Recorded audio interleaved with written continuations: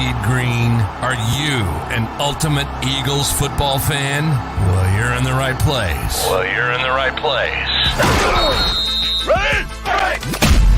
This is Birds 365, hosted by the new Mac and Mac, Jody McDonald and John McMullen.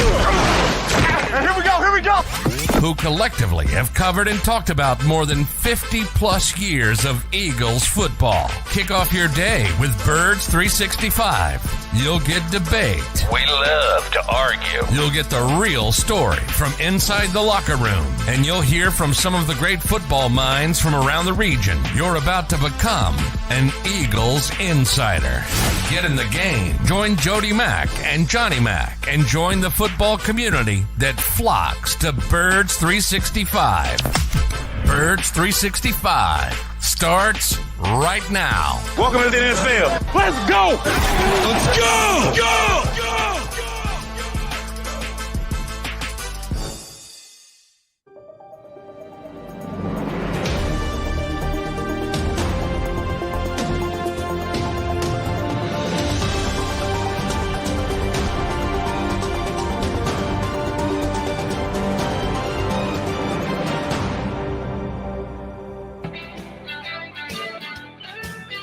And a good morning, Eagle fans. Appreciate you streaming on in here on Birds 365.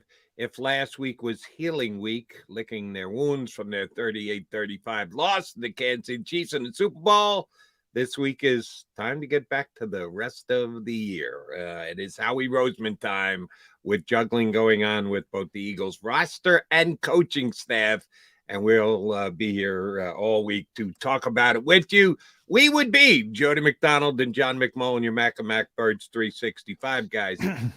Johnny Mac, we knew this was going to happen. We didn't know what degree it was going to happen to, but the pilfering of the Eagles staff continues after last week watching both Shane Steichen and Jonathan Gannon go out the door for head coaching opportunities elsewhere.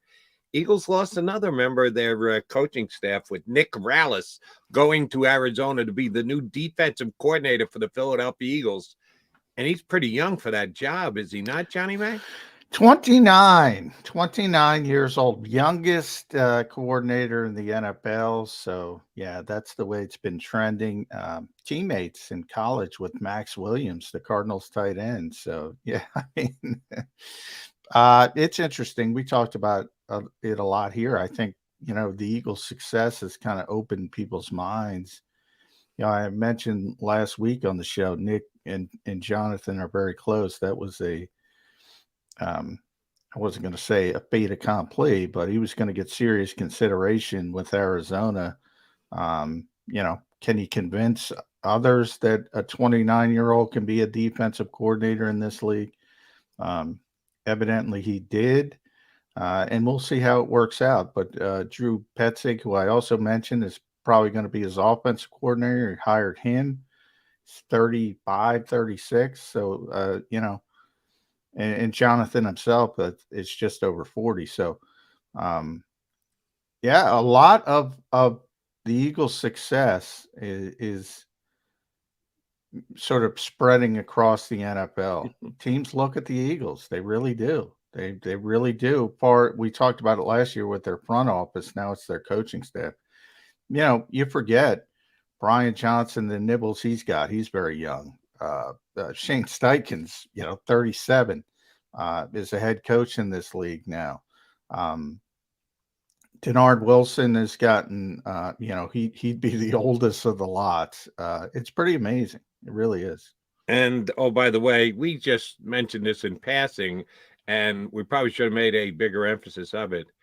How many coaching changes did the Eagles make last year, John? Zero. That's unheard of. You don't do that. Well, they made some changes, promotions, things like that, but notable changes, zero. So, yeah. No, you rarely see that. To keep an entire staff together is just not something that happens all the time in the National Football League. And then to have the season that they have and go all the way to the Super Bowl, come up just short, tells you their evaluation of the staff at the end of last year was spot on. It was a phenomenal staff that was put together by all parties included. Nick Sirianni is the head coach, Howie Roseman is the general manager. They really did put together a phenomenal staff. And now, because of the success they had, it is dispersing to all parts of the globe as far as the NFL goes, that they're going elsewhere. Has the defection stopped? Or is there more yet to come? Is Jonathan Gannon and/or Shane Steichen? Shane Steichen hasn't picked anybody off the staff yet, John. And you don't know what kind of agreements that he and Nick Sirianni might have had. That, listen, you can't take one. Maybe you take a secondary coach. Do you think the Eagles will lose any more guys on this staff? I think it's a possibility. I mean, Kevin Patullo's the guy I have my eye on, because he's not going to be the offensive coordinator here. And if Shane says, for instance, he wants him as an offense, the Eagles can't block that. They can't do anything to stop that. Back in the old days, you could, if a guy was under contract. And it's interesting. I'm writing about this today. Of all the things, and we have this show, Jody, and we talk about everything involving the Eagles, pretty in depth, everything from Jalen Hurts down to the 53rd guy on the roster at times, because we have the time to do so. Coaching in the NFL, it's interesting. It's probably the last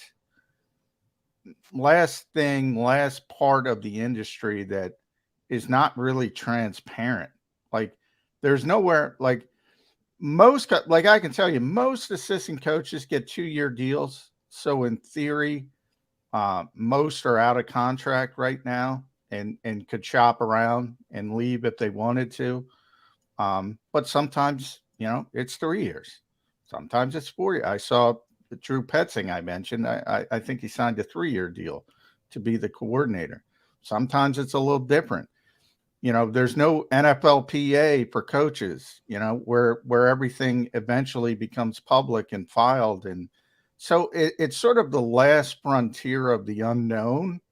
And I talked about, think about, the whole trope was blown up by Nick Sirianni. And we've talked about it a lot here. Doug Peterson, they micromanaged his coaching staff and they let Nick do what he wanted. Turns out that's not even remotely close to the case. I knew Jonathan Gannon was essentially hired before Nick. I didn't know Shane Steichen was. He was. He was in place before.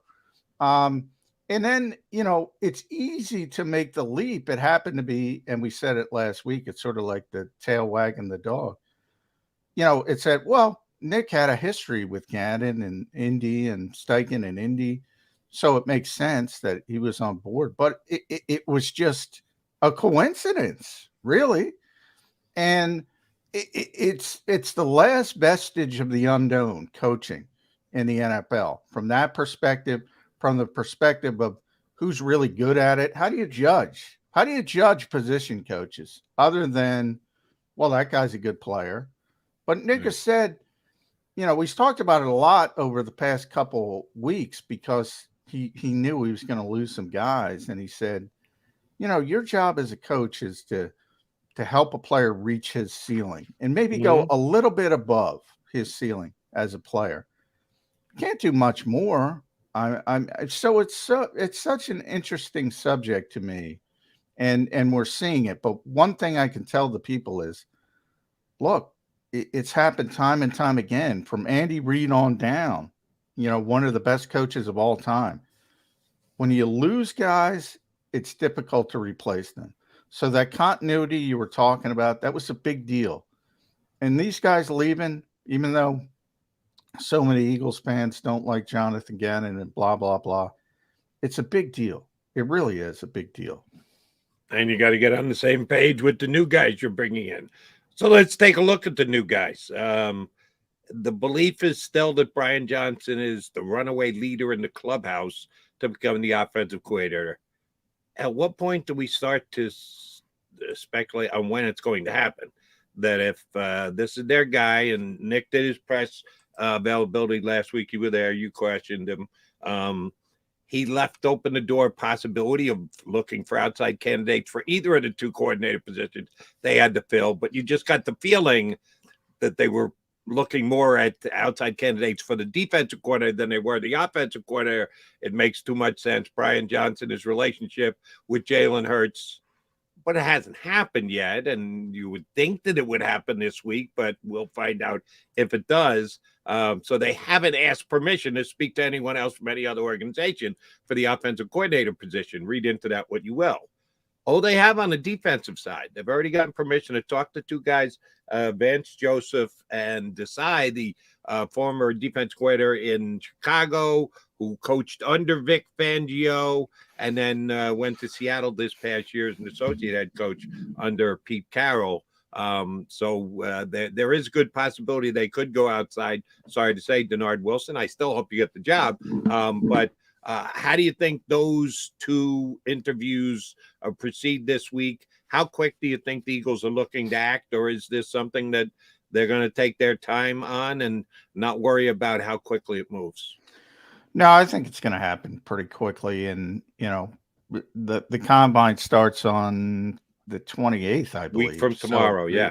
I think it'll be in place before then, because you want your coordinators out there, on the same page and interviewing players and all that kind of stuff. So I think it'll be in place before then. You mentioned they haven't requested. Well, we don't know if they were. They probably have, but that stuff takes time to trickle out.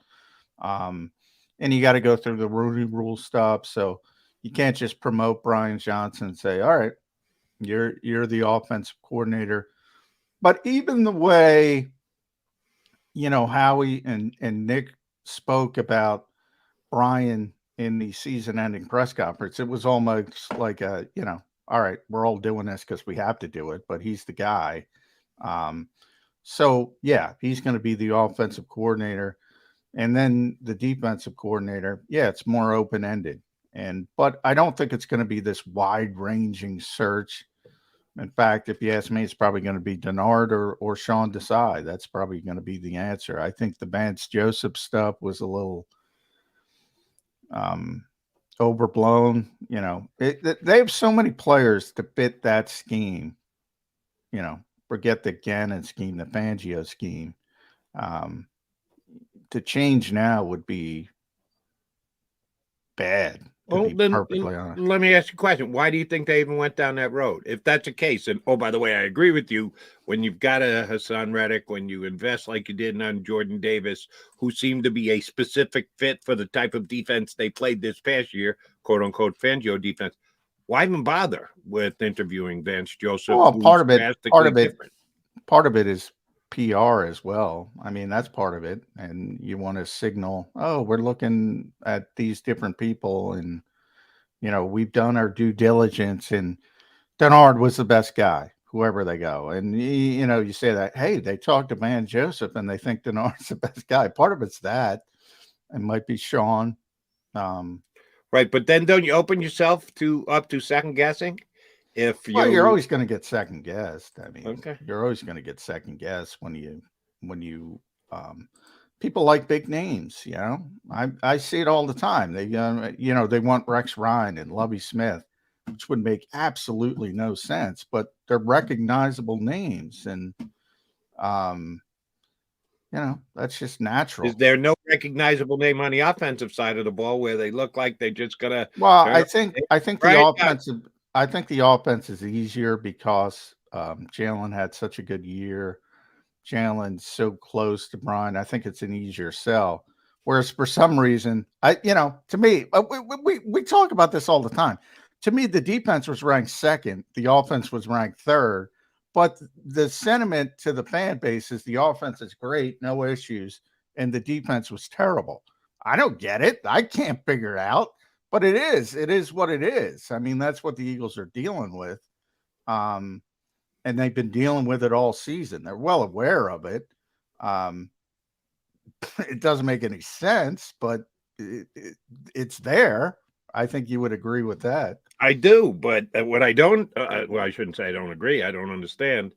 If we think Eagles are a smart organization, why would they worry about the perception? Oh, they're always worried about perception. I mean, they're obsessed with perception. I mean, they understand. I mean, I'm not saying they do things because of perception. They don't, but they know they understand it. Well, they do things if they bring in defensive coordinators for interviews in a masquerade fashion just to appease perception. Well, you have to appease the NFL. You have to appease a lot of things. You know, if it were up to them, they would have just named Brian Johnson the offensive coordinator, but they can't because you have to appease certain rules. There's a lot of things in life you have to appease. And by the way, I don't even know if they've interviewed, man. I have to check on that today. There was a report that they wanted to talk to Vance Joseph. Right. Ask permission. I don't even know if that's correct yet, but I'll try to figure that out today after I get off the show. So I don't even know if that part's correct, which I go back to my original point. Coaching's the last vestige of it's not transparent. You know, the hiring process is not transparent. Certainly never mind, you know, with head coaches, it's not transparent, never mind assistants. So there's a lot of misinformation out there, and I'll try to track that down. But yeah, it would make no sense. And that's one of the reasons I'm saying this, because it would make no sense for Vance Joseph to come in here unless he's on board with changing his philosophy and all that kind of stuff. You know, if you think he's a great defensive mind, he's going to utilize what he has and not change. You know, maybe it's more realistic, but I've seen no evidence of that. And I think it would be goofy for this team to shift after what they did this season. And it's not only Hassan Reddick and Jordan Davis. I mean, Bradbury's not going to be back, but CJ. I mean, look at CJ Gardner-Johnson. What, you think he's a box safety? You think he's an old school box safety? I mean, you have to play a certain style to accentuate his talents. There's so many players they brought in that are scheme specific for what they've run. I think it would be a step back to go in a different direction, but that's just me. And I don't like that scheme. Right. Which you think is overused in the National Football League. And you sent me a text this week. And the guy who thinks it's overused is the creator himself. Yeah. He's like ticked off that as many teams are adopting his philosophy because, everybody sees it. Everybody figures a way to beat it, or at least. I got that quote. I'm glad you brought that up. So here's what Vic said to the Dolphins website, Vic Fangio.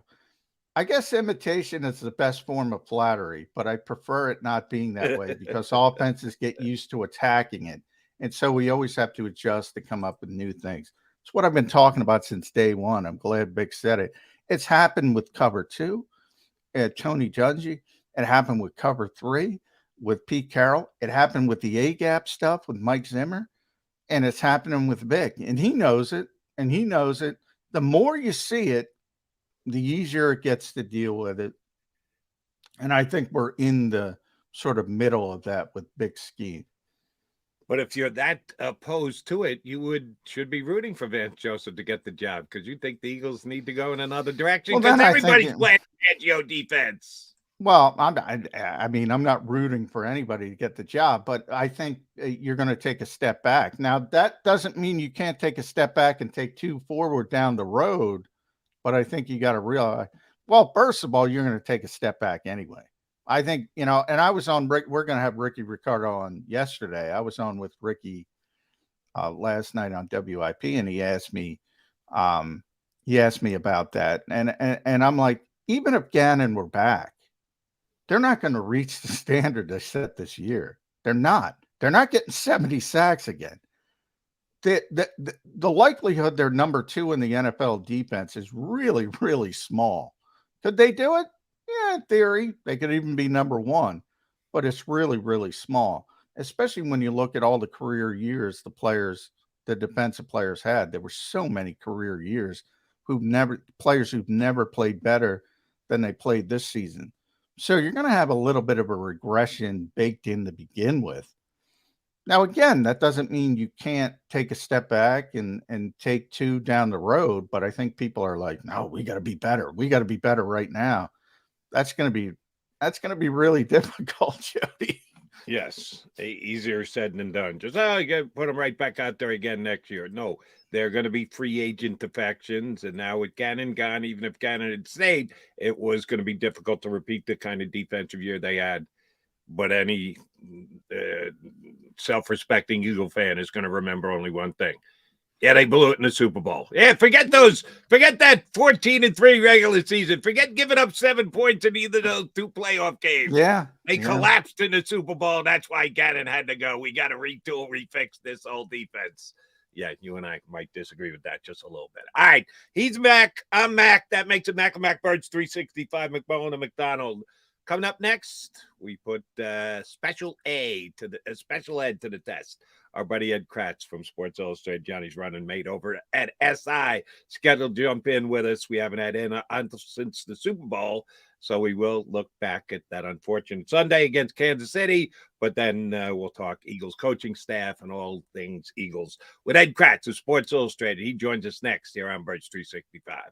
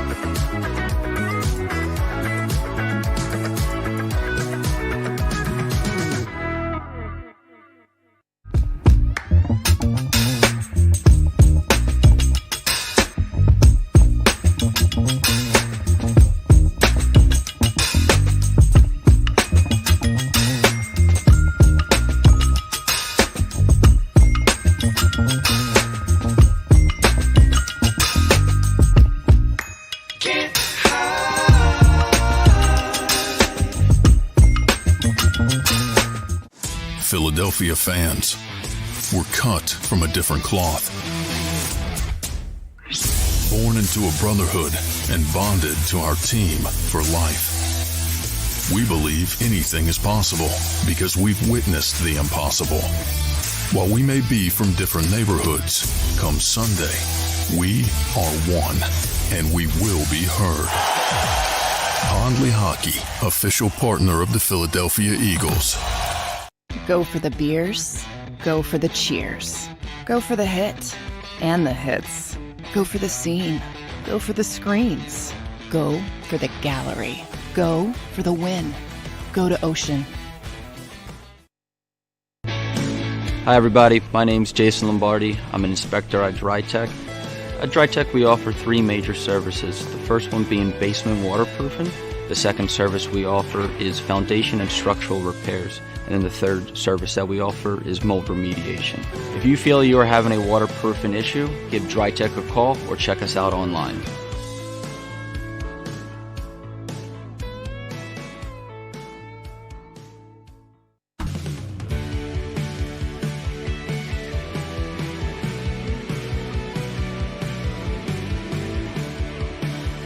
My name is Fran Salerno. I'm a managing director here at Del Valle Insurance Group. Been in the business for over 36 years, saving people money on their insurance needs. Give us a call. Let us help you custom design an insurance plan that meets both your needs and budget.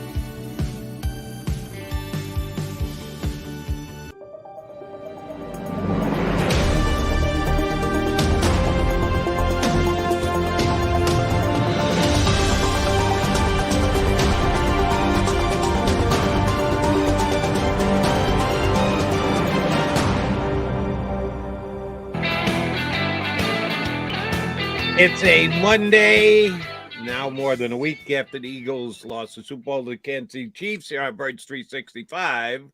And, yeah, we got to do that. My apologies, but we haven't had Ed Kratz on since the Super Bowl, since he made his way back across the country from Arizona.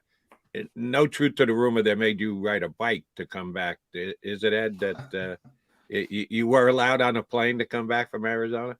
Yeah, I somehow made it through security. All right, but if I was on security, I'd probably be in maybe, I don't know, Indiana. I'd still be on my way.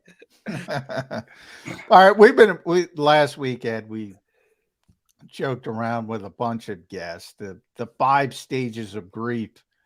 Now you should be at acceptance by now, but we got denial, anger, bargaining, depression, acceptance. Where do you think the Eagles are in this thing? You know, when they spoke, when Nick Sirianni and Howie Roseman talked on, what was it, Thursday or Friday? Yeah, didn't Howie look depressed, by the way? Yeah. He looked depressed to me. Yeah, he did. He looked, like someone took his lunch money, but they also seem pretty angry to me. So, maybe they're still in that in-between anger and depression stage. I don't think they've accepted it yet. I'm not sure when that final stage will be reached for those guys. I mean, listen, Howie gave Nick the roster to get the job done, and Nick couldn't land the plane, so to speak. So I think it's going to be a while before they accept it, and it might be a while before the fan base accepts it too. It was just that win was right there for the taking, and they couldn't deal. I thought the game was over by half. I thought the Eagles were done. I thought the Eagles I thought they won the game at halftime. I thought it was over. I admit that. I'm going to question you on your description of what transpired on the Super Bowl. Ed, the Eagles couldn't land the plane.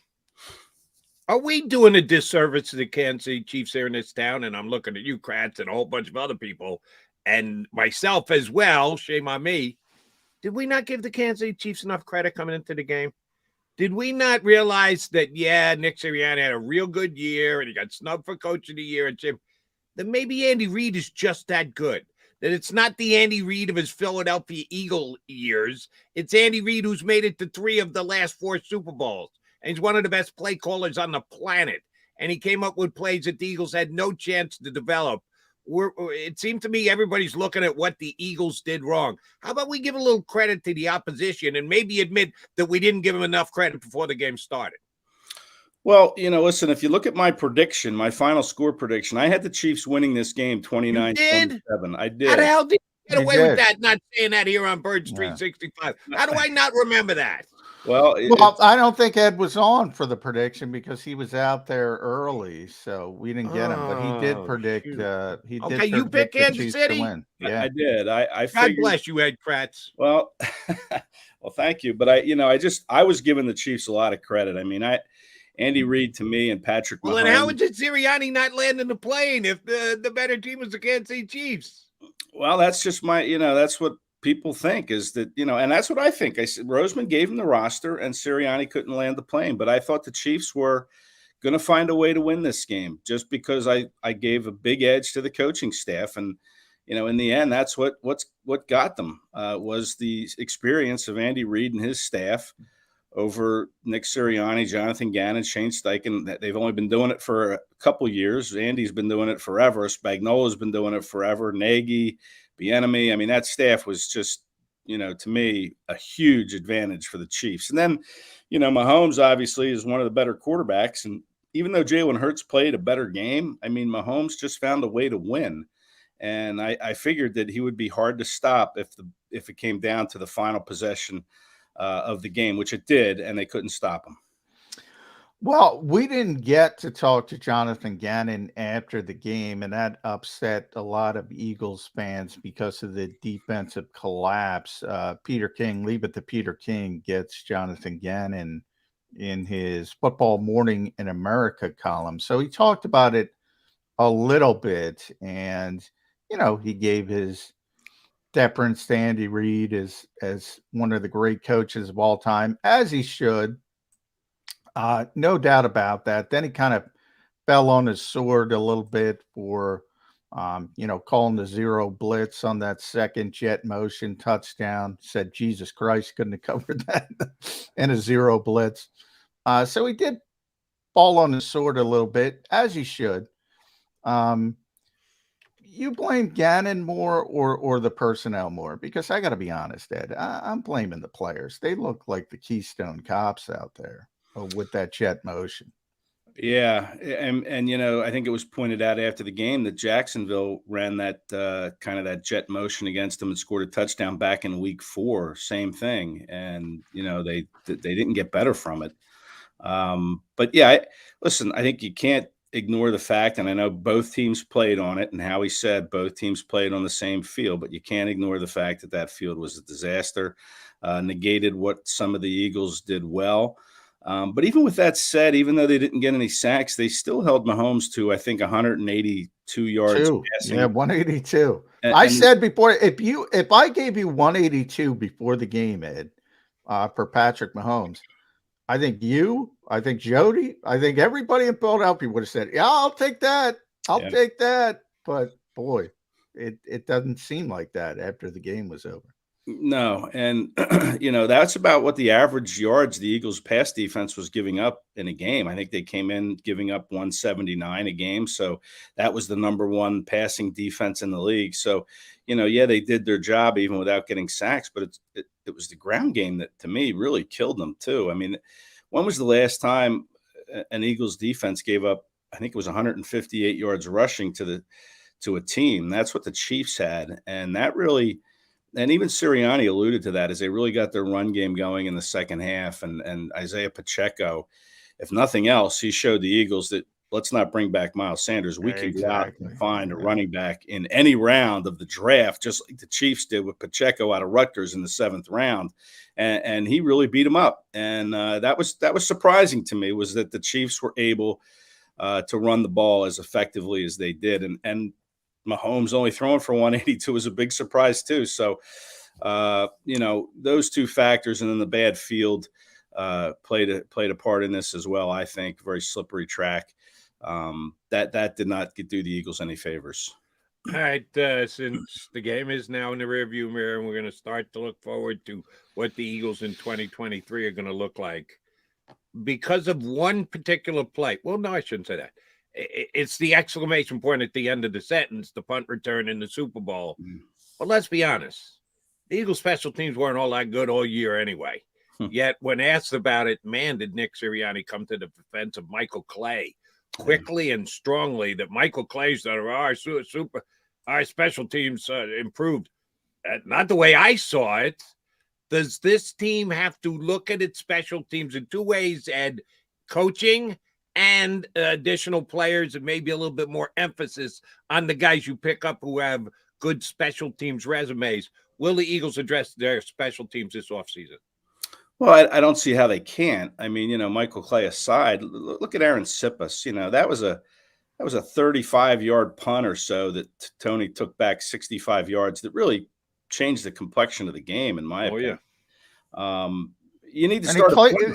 And real quick, Ed, that the bigger thing was he kicked it the wrong way. Yeah. They had the coverage going one direction. He kicked it the other direction. Yeah, it was terrible. It was just and listen, that's where it has to start. They have to find a punter that is, NFL ready, and whether that's in the draft or in free agency, they can't bring Sippas back. Nobody asked Sirianni or Roseman about Sippas, but clearly he can't come back. So, you get a punter, maybe you upgrade a little bit. It was interesting because Sean Bradley, their special teams star from a year ago, and probably didn't have the same kind of year this year, and he was on IR, didn't play in the Super Bowl. And then Kyron Johnson, a guy who they drafted to be a special teams player, he wasn't even active for the Super Bowl. So, yeah, there has to be some upgrade in personnel on that side, in that phase of the game.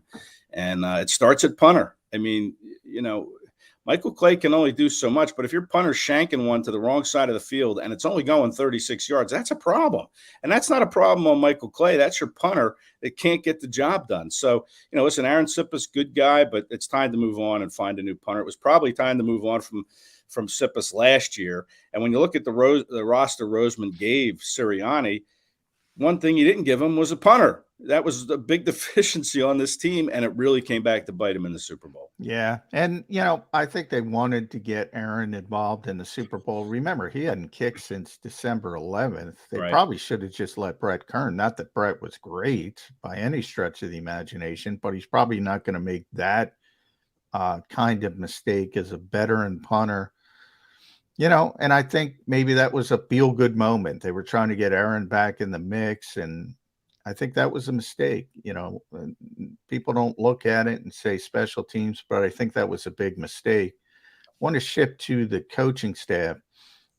You mentioned, and I think you're right. I mean, look, Andy's Andy. He's great. First ballot Hall of Famer. You mentioned Eric Bieniemy now going to Washington, so he's going to be in the division as a coordinator, assistant head coach. A lot of veteran, sort of proven talent on that coaching staff. But it's the Eagles coaching staff that's getting picked apart. Shane Steichen, Jonathan Gannon, now Nick Rollis is gone, youngest defensive coordinator in the NFL. We went back to last season. It's very rare, Ed. You had continuity on the coaching staff.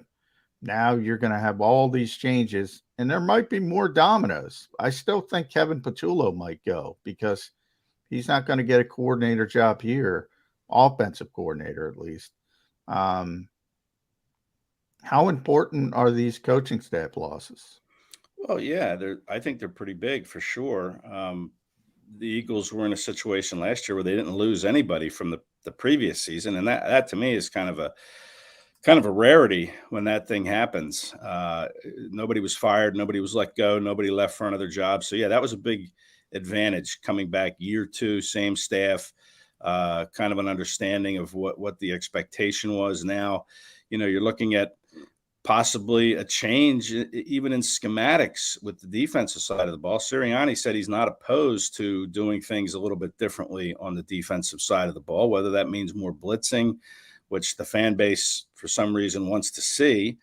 We'll find out. But yeah, to me, losing these guys is going to leave a mark. And you mentioned Eric Bieniemy going to Washington, and I just want to take this time now to point out to Jody that Sam Howell is going to be the starting quarterback in Washington. So enough said on that. I'm gonna go out on a limb here and say that the new offensive coordinator in Washington will be smart enough not to compare Sam Howell to Patrick Mahomes. Wow. That would be step one if I were to be guiding the new offensive coordinator.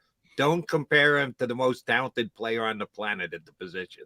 Right. Well, not yet anyway. Listen to you, Kratz. Yeah, I love you stick-to-itiveness. You're going to eat those words, but you're going down. I find it very hard to believe that Sam Howell is going to be the starting quarterback in Washington. I think at some point they're going to bring somebody in. I don't know who, I don't know when, but I find it very hard to believe it's going to be Sam Howell. I absolutely believe he could be their starting quarterback. I didn't say he's going to be good, but he's going to be their starter. Oh, I think he'll be fine. But listen, that's conversation for another day. John, your question, listen, that Nick told a good story and about, how long it took them to find Jamal Singleton as the running back coach. They interviewed, I think he said 8 guys, and they were all like, well, they weren't quite sold. And then Singleton walked through the door and like, yeah, he's our guy. Let's hire him. And I thought that looks like a great hire, Singleton.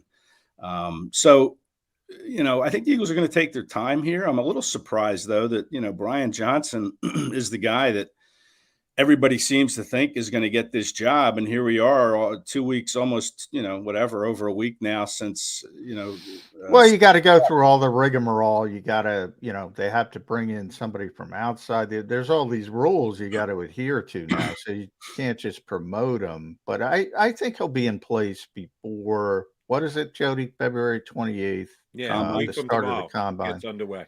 Yeah, I think by that point, I think both coordinators will be in place. That's my feel.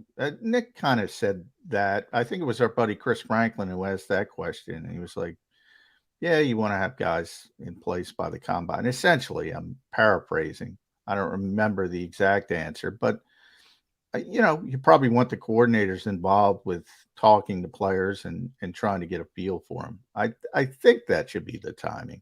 Positional coaches, though, you're right, like Jamal, you can take a little bit more time with that.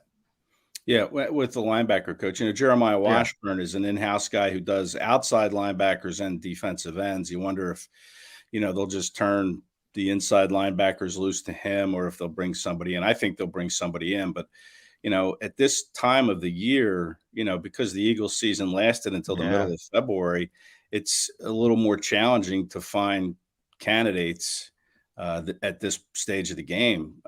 So it might go to college. That's where they got Jamal. You might try to pick somebody from college. Right, and that's where they got Brian Johnson to be Yeah. their QB coach. He was at the University of Florida as the offensive coordinator there, who interestingly worked with Kadarius Toney, one of the heroes of Super Bowl 57. So, yeah, I mean, you're right. I could see you would think they would want the coordinators in place by the combine once they start interviewing players and kind of circling who they might like to bring in for the top 30 visits in the spring before the draft. Certainly the coordinators would help in that regard, but this is Howie Roseman's season now. I mean, this is the GM's job to build this roster again. So, maybe he doesn't view it that way. It would be nice to have their input, but the bottom line is this is Howie's show. That's true. That's true too. Yeah. All right. Since you weren't on with us last weekend, and you're almost always here, so shame on me for forgetting that you weren't with us last week. This has just become a topic of conversation over the last week, so I need your take on it. The tush push that because of Dean Blandino on the 33rd team with our buddy Paul Domowitz, he said he believes that it will be outlawed in the NFL next year. The play that was so successful for the Philadelphia Eagles, the quarterback sneak with assistance from behind, that it's just not optically pleasing for NFL fans, and that he thinks the competition committee will get in front of it and move it out, that the tush push could be considered a penalty by next year. Your thoughts on the NFL revisiting, because remember, it used to be against the rules, then they reinstated it 15, 17 years, and now they're thinking about taking it out again. What do you think about the aided quarterback sneak? Well, Blandino said it wasn't aesthetically pleasing, I think was his terminology. Yeah. And then they would have banned the bubble screen 5 years ago, because that is an abject disaster from an aesthetic standpoint. Yeah, you could go through a couple things. The quarterback throwing the ball away, is that really an aesthetically pleasing play? Is a 3rd and 1 quarterback sneak? Well, they have a penalty against that. If you don't get it to the line of scrimmage, it's illegally downing the football. So they do address that one.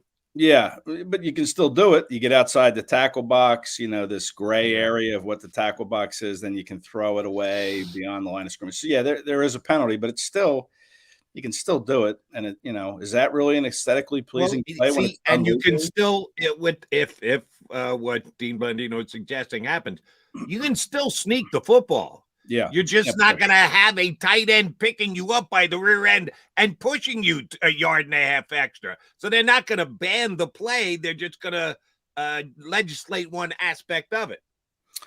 Listen, I mean, there have been times the Eagles didn't convert doing that. I mean, it's not like it's 100%, 92%. 38 out of 40 was damn close. Jason Kelsey, 92%. Jason Kelsey, 92%. So what's that? 36 out of 40. No, I mean, but Jason's just joking. They do it all the time. But I don't like it. I like the play. I don't like it. I don't like the play. I do. Why not? I mean, listen, and it was legal, and no one had done it until Nick Sirianni came along and said, hey, let's do it. And now there's an issue with it. So it's going to look like that, hey, because the Eagles did it and did it well, and you have this big, strong quarterback that can squat 600 pounds, that they're just trying to take something away that Philadelphia did well. When, in fact, every single team could do it, but they don't do it. And the reason why, I think, is because they don't have, the offensive line to do it at a 92% clip or whatever it is the Eagles converted it at. And they don't have a quarterback that can squat 600 pounds. So it's not as easy. I mean, the Eagles make the play look easy, but if it was that easy, other teams would do it. So why take it away? Yeah. The team in the XFL tried it over the weekend. Didn't work because you're right. They don't have what the Eagles have. I do think it was interesting. Sean Payton, I saw, chimed in somewhere. Now, Sean, he had Taysom Hill, so he's back to saying he's going to use it, and he saw the Eagles deserve credit, by the way. I always go back because I'm old, and Jody, the George Brett play in baseball. I always thought they shouldn't have penalized Billy Martin for being smarter than everybody else. And that's how I feel about the Eagles. They deserve a lot of credit But I also agree with the NFL saying, all right, this is not what we envisioned. So after the fact, I have no problem. If they want to go there and 3/4 of the team say, we don't want to do this anymore, I have no problem with it. But the Eagles deserve credit for finding something nobody else found. And they'll always deserve credit from my standpoint. But I have no problem with the NFL either. I've been predicting for months. Jody knows this. They're going to change that play because it's not what they envisioned. So they called it the spirit of the rule in baseball. They don't like the spirit of it. I have no problem with that. But give the Eagles credit for finding the loophole, taking advantage of the loophole. And see, you just said the key word, John. It's loophole. Loopholes are great. That's what you're paid to do, is find loopholes and take advantage of loopholes. But then the powers that be have the right to close the loophole if they so desire and go, no, it's the rugbyization of the National Football League. That's not what we're looking for. So they can take that advantage away. I'm with you 100% on this, partner. Give the Eagles credit. Give Jalen Hurts credit because he's the guy behind it all.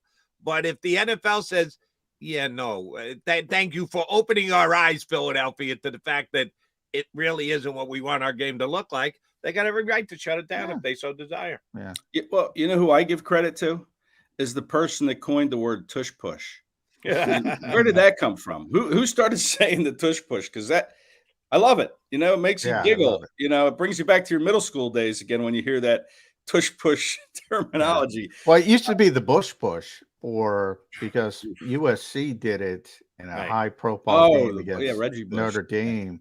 And that looked bad. Notre Dame probably should have won that game, but I mean, I've been saying all year, I probably said it to you in the press box, Ed. I don't like it. I don't like it. But I give the Eagles credit. I don't blame the Eagles. It's tremendously successful play, but I thought they're going to change this. And listen, I don't even know if they need, Goddard and Sanders and whoever else was behind Hurts on that play to push him forward. I mean, I think Hurts is strong enough. Yeah, he is. And they'll be tremendously successful on quarterback sneaks next year, even if they ban it. They'll be tremendously successful. They don't need quite as successful. Yeah. But. One last thing on this, and then I promise we'll move on, Ed. I guarantee you, when they take the play out, it will be described as a very difficult play to referee. That will be one of their explanations as to why they're taking that out, because it's this massive humanity that you can't tell if there's been the stoppage of forward motion, because the defense, the guys pushing from behind him are moving, but it's Jalen still actually moving on the play. You can't really tell. So they're going to say we had a very difficult time, even with instant replay, judging it.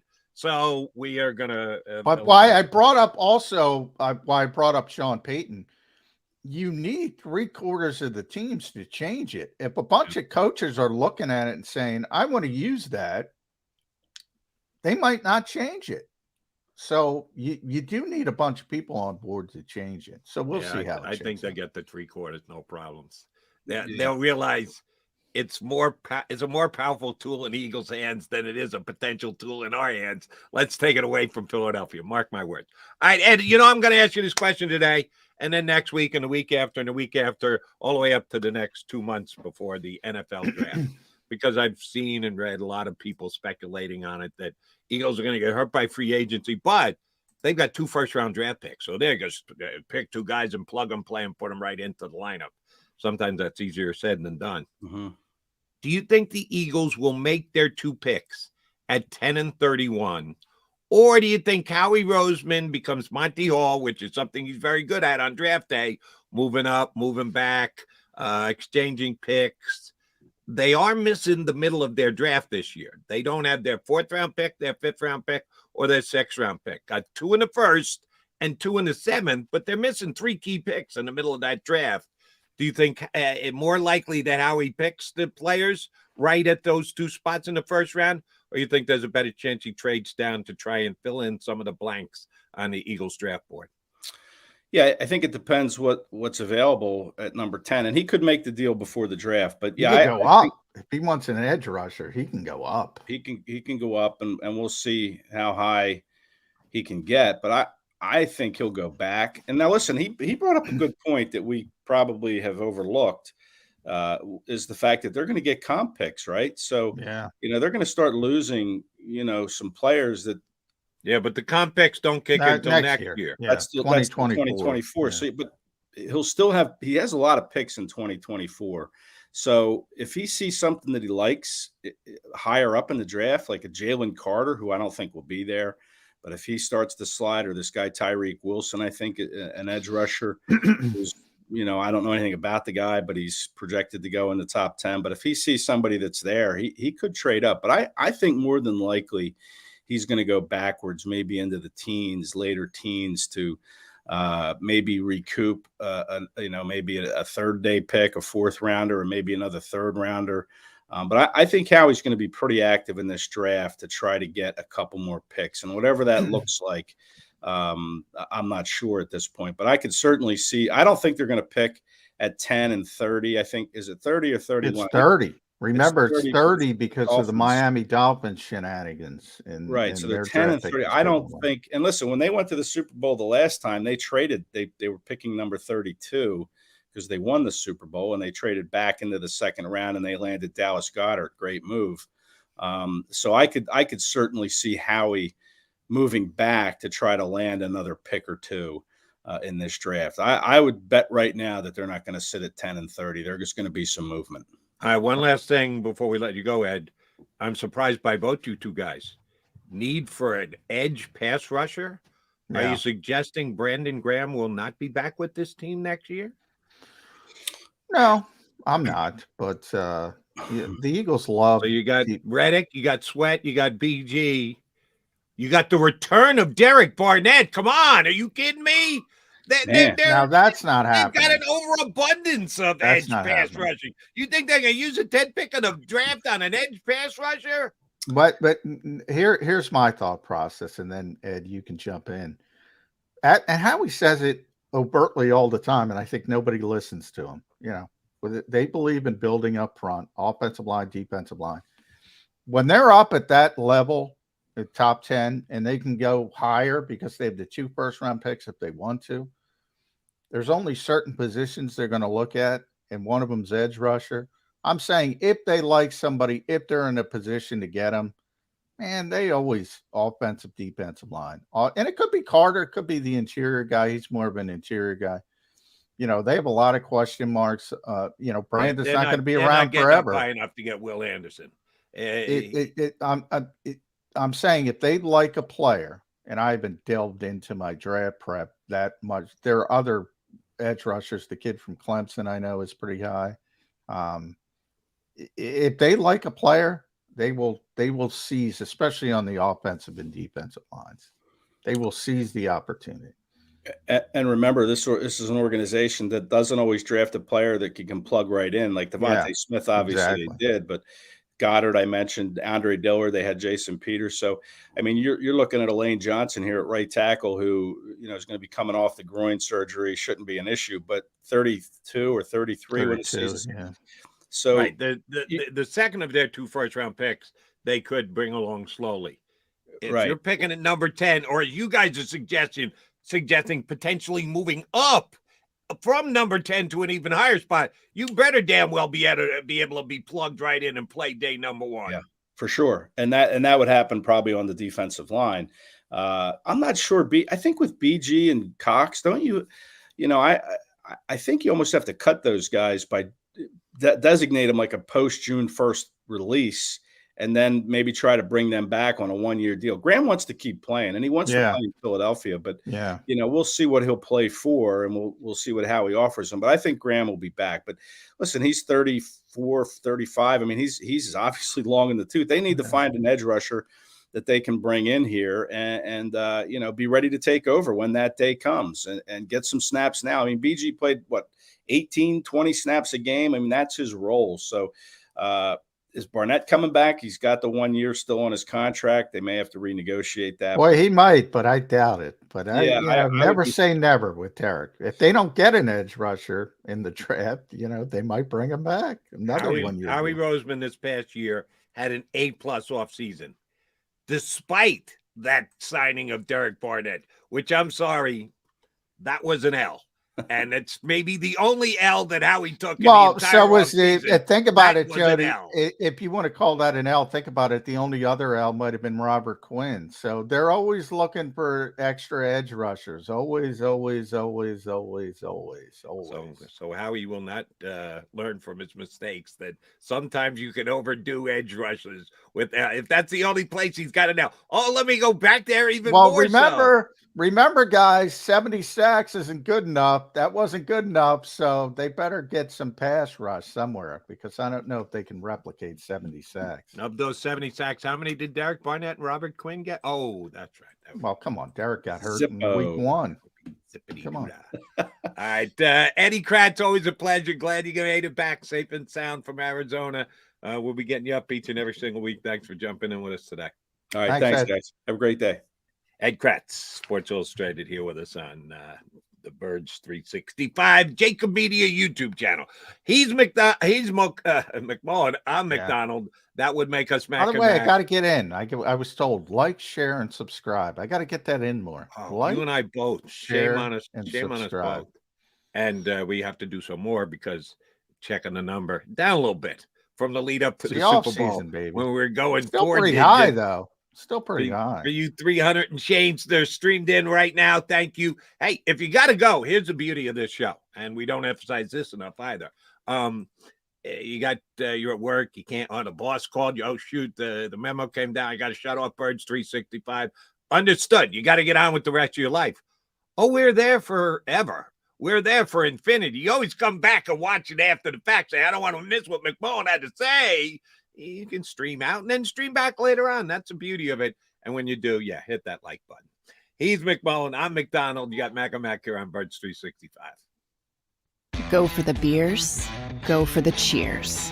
Go for the hit and the hits. Go for the scene. Go for the screens. Go for the gallery.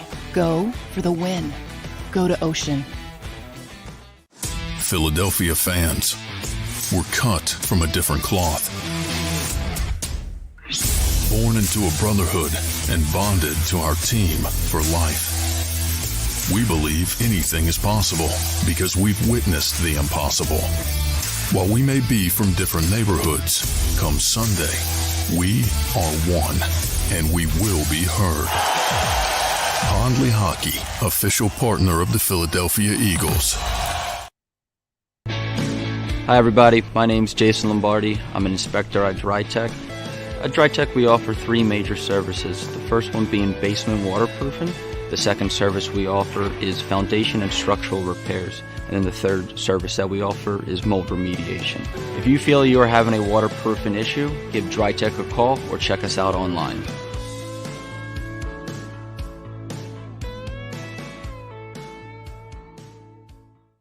Why do millions of people every year from around the world visit Philly's Rocky statue? You want to tell me the sky is burgundy with green stripes and yellow polka dots? I'll meet you on that. But you're never going to convince me Rocky is anything other than the pure greatness that it is. Never going to happen. Join me, Paul Farber, for WHYY's The Statue. We're going on a journey to explore the biography of the Rocky statue. Find us wherever you get your podcasts. Post-game show with Seth Joyner. I knew that they had a running game. Derek Gunn. He has put in the effort. Devin Caney. Had we not won the Super Bowl, what would we be saying? And Mike Missinelli. Well, you know who Philly is. Post-game, now streaming on the 6ABC family of apps.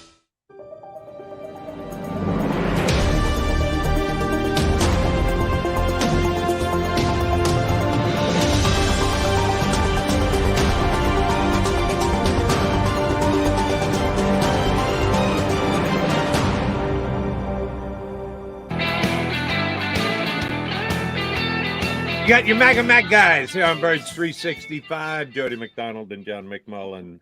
Mike Zielski lead columnist for the Philadelphia Inquirer, is going to jump in with us in less than 20 minutes now. We haven't had Mike on since the Super Bowl, a bunch of very good columns that he wrote. Want to expand on that when we get Mr. Sealski up here in about 20 minutes. Another announcement that we need to make here on Birds 365. We told you, like, share, subscribe. Please do us a solid. Make us look good with our bosses. Hit that like button before you get out of here today. Speaking of the bosses, apparently we're going to do a little load management here on Birds 365. To surprise of both John and myself, next week, Birds 365 will be on hiatus for a week.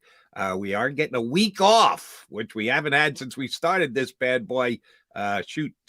2 Aprils ago, John. We've been doing this for about 22 months. Number? Are we not? What number are we at? I always today would be show number 472. We're sneaking up on 500, buddy. Yeah, a lot of shows. 500. A lot of shows. So the powers that be decided, maybe less is more. We've been running these guys ragged for sneaking up on 2 years come April 1st. Why don't we throw them a bone and give them a week off? So yes, Birds 365 will be on hiatus next week. We're not going away. We're just taking some downtime. It's like the modern sporting world. Less is more. Yes, ask Brandon Graham. Less is more. He has maybe the management. best season of his career ever because he didn't have to play as much as he used to. So, yes, McMullen and McDonald are getting a week off next week. So that means you got to be here every single day this week because what are you going to do without us next week? You're going to be pulling your hair out. You'll end up looking like John and myself, and that's not what you want to do.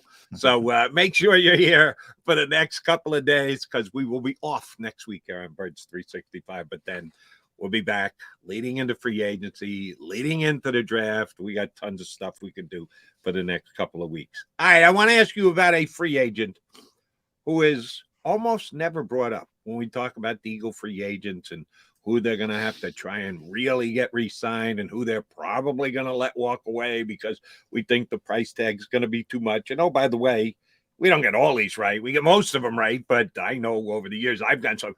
No way they're bringing this guy back. Oh, he comes back. Oh, they're guaranteed to get this guy signed. Oh, he goes somewhere else. So we can have our predictions and projections, and the only one who knows for sure is Howie Roseman. But a guy that we almost never reference is one of John McMullen's favorites, and that would be the backup left tackle for the Philadelphia Eagles, who has kind of snuck up on free agency. And I give him credit in that when he needed to be plugged in this year, when Mailata was out, he did a decent job. There's a drop-off. Anybody from Mailata would be a drop-off, but there was a drop-off, but it wasn't near as significant as I thought it might be. Andre Dillard, is he going to get a starting job somewhere else in the National Football League? I think so. Boy, there's so many bad offensive lines. I mean, you go back to the days of Halapula Bati did a tremendous job in 2017 when Jason Peters got hurt, but he had, a lot of limitations, and he got a big contract from Detroit. I don't even want to go because Isaac is a really good player, Isaac Sayamalo. Now, I think because of the injury a couple of years ago, the Liz Frank injury, which is really significant, that might tamper him down a little bit. Plus, guards don't make as much as tackles, but I still think he's getting a big deal. I'm not sure what the deal is going to be. Probably not what Andre would like as far as numbers, but he's going to be a starting left tackle in this league somewhere next year. I'm very comfortable saying that. And then it's up to him. Obviously, he could fall on his face and not perform well and get benched, but somebody's going to give him the opportunity to be the starting left tackle. By that I mean they're going to sign him to say, this is our left tackle. He's talented, and I know it didn't work out here. And he had some ups and downs when he tried to play right tackle. It was a disaster, and I know a lot of people wrote him off from that standpoint. Jordan Mailata is just, that was, how could you predict that coming? I mean, that's one of those where talk about once in a lifetime. That's literally once in a lifetime. And he happened to lap him, and they happened to find a better left tackle. The Eagles think he can play. They think he's a good player. They can't keep him because you can't, you're not going to be able to keep a backup left tackle who should be a starter in this league. And for two reasons. One, Andre wants to go be a starter. And two, somebody's going to pay him thinking, all right, we're going to get a really good deal because left tackles is one of the premium positions still in the NFL. Usually Typically expensive, right? Yeah, typically it's very expensive. So you're going to get a bargain and you're going to get a potentially really good left tackle. We'll see if that back end turns out to be true, but larger point from an Eagles perspective, even if they wanted to keep him, they couldn't keep him. So, I always talk about the guarantees, who's not going to be here. I'm mainly talking about the starters, and I would say Miles and James Bradbury because of the money in Bradbury's case. Andre's even more a fait accompli. He's not coming back. I mean, he's just not. And I got nothing against Kidden if he can play when he goes somewhere else and he gets continuous reps as a starter. He turns into a pretty damn good player. I give him all the props in the world. He should be a starter as a first-round draft pick in the NFL. We'll see if he can reach that level. My question was always, and you're there every single day, I'm not. You get a chance to talk to the coaches more than I do. But information does come out. Shoot, Jason Kelsey goes on the record and says, Suopeta is the Tesla stock of NFL offensive linemen. Jason Kelsey never said that about Andre Dillard. Jeff Stoutland gets his information out there. Not always on the record, not always with quotes around it, but you find out information as to what Jeff Stoutland thinks about an offensive player. He never said anything bad about Andre Dillard, but nor has he ever leaked out that the only reason that this guy's not playing is because he's behind Mailata. So that's the only reason why I'm not as sure that he's going to become as good a player. You just look at his stats, his rankings, PFF, when he does get a chance to play. They're good. They're solid. And nothing spectacular. Not jumping off the page. The Eagles made, which I think was a mistake, trying to move him to the right-hand side. Some guys just can't do that. Some guys just can't make that transition to go from one side to the other, and even more so to go from inside to outside.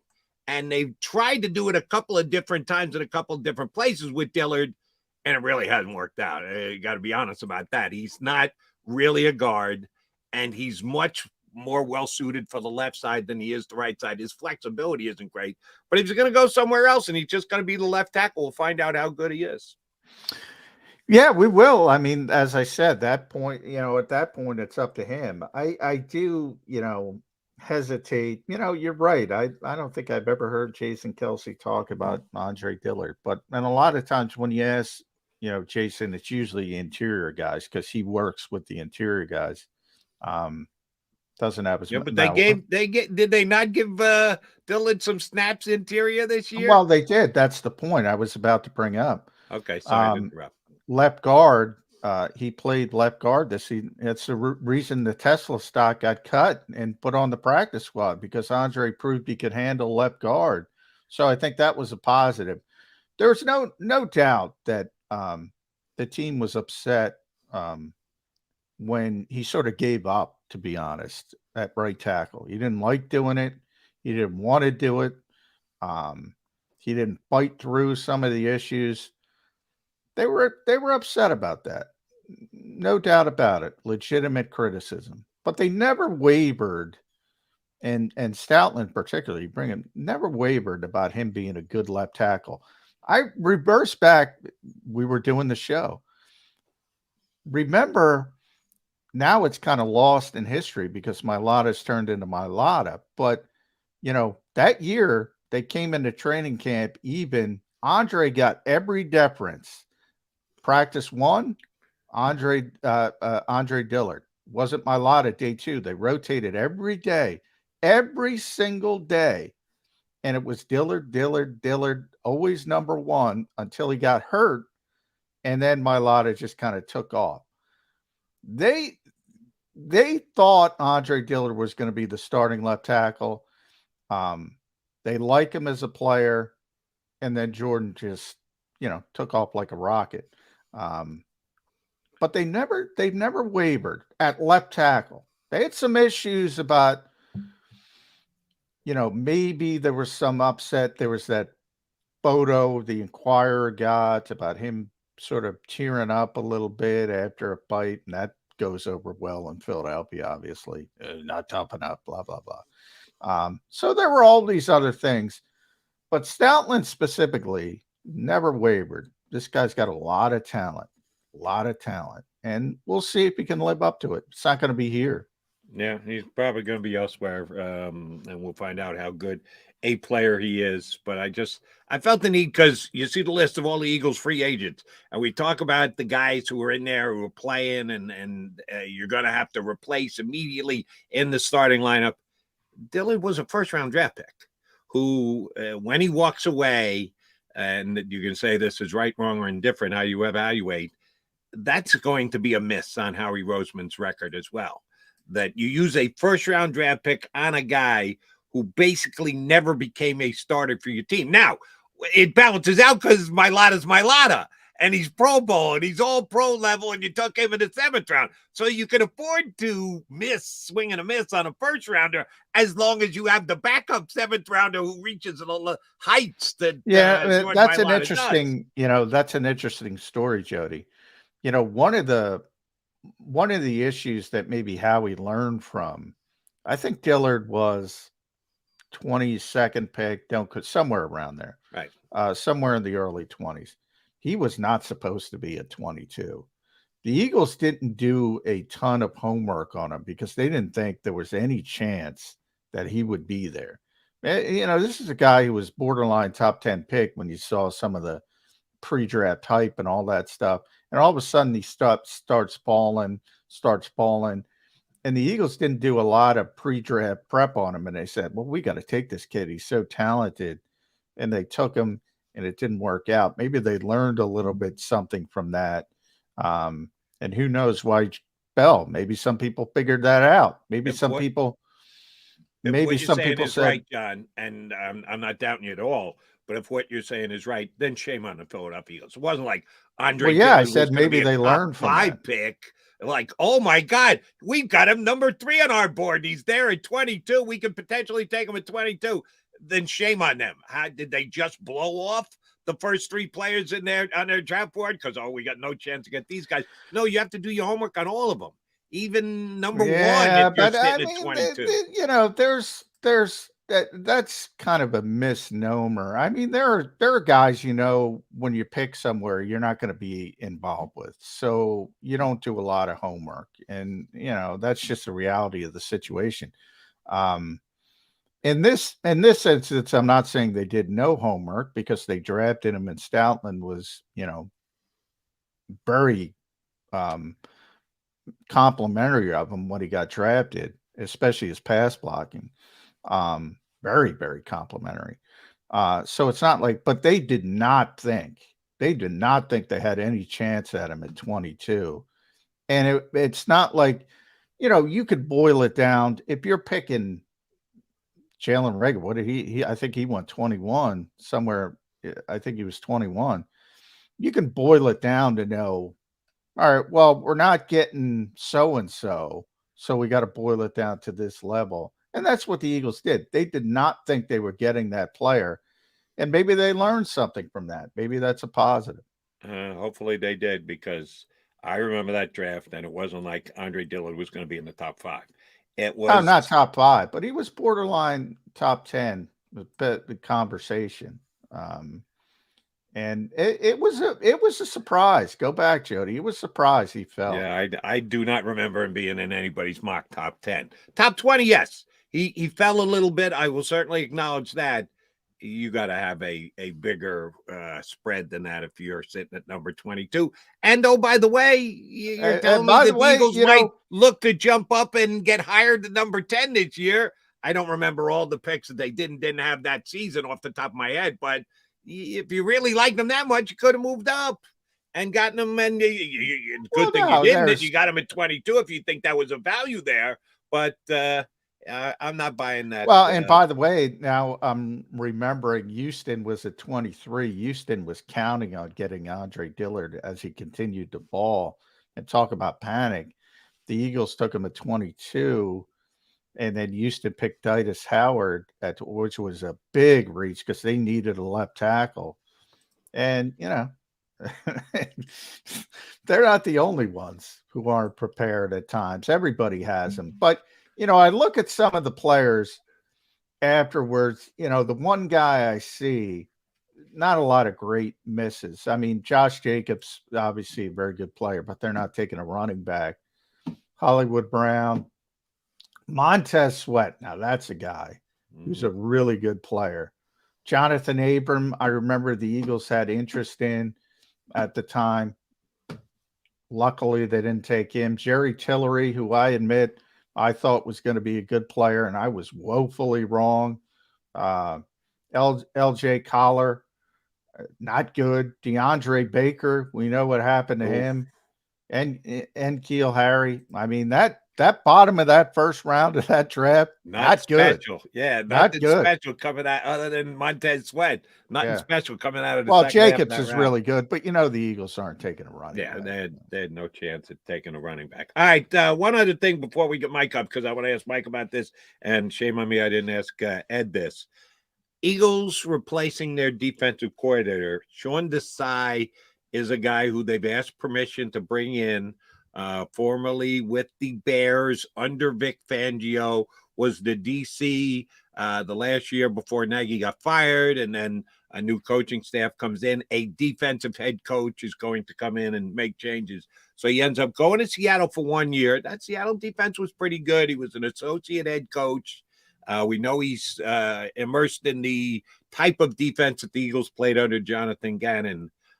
What of your sources, if you've done any research, talked to anybody about it, how well is this guy respected around the league? Will he be a good fit and a good hire if the Eagles decide to go that way? Yeah, I think he would be. In fact, you know, I mean, if it were between Sean Desai and Denard Wilson, I probably lean towards Sean Desai because of his history. You mentioned defensive coordinator, Chicago, associate head coach. He got the job in Seattle. So, you know, when Pete Carroll, you know, puts that stamp on you, that's pretty impressive as well. You know, he's even got a little Temple. He was a coach at Temple early in his career. I think that was his first job. So, you know, he knows the area a little bit, was there for 4 or 5 years, something like that. But yeah, he's a big Fangio guy, and that's what you want to play. So, you know, Denard Wilson wasn't. You know, Denard Wilson was one of those outliers of sort of, all right, you know, we talked about it a little bit with Jamal Singleton. Same thing with secondary coach. The Eagles didn't have one guy in place, and they kept looking and looking and looking. They got Denard Wilson, who's been a very good coach, very good secondary. But I like the moves with the Jets. That's why I'm kind of rooting for him. For what they want to run, if they want to continue to run, and Nick said there's certain principles that I like, and he said in the past, I like this defense from an offensive perspective. This is difficult to deal with. Well, then I want the guys been doing it. So from that standpoint, but again, when you talk about coaching, I don't know. I'll freely admit I'll raise my I have no idea. But his history and the people who like him, it's pretty good. Yeah, it does sound a little impressive. That is just one of the many questions we're going to put to our next guest, Mike Silsky, lead sports Inquirer, sports columnist for the Inquirer, going to jump on with us next. So stay right here with us on Birds 365.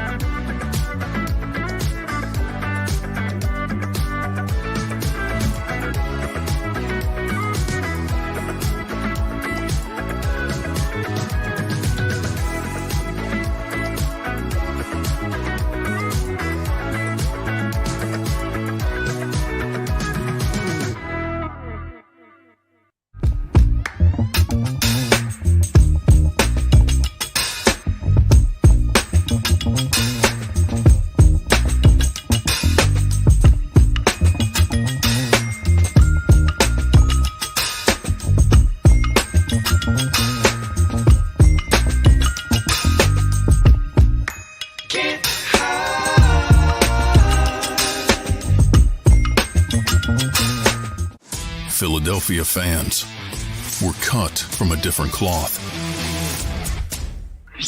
Born into a brotherhood and bonded to our team for life. We believe anything is possible because we've witnessed the impossible. While we may be from different neighborhoods, come Sunday, we are one, and we will be heard.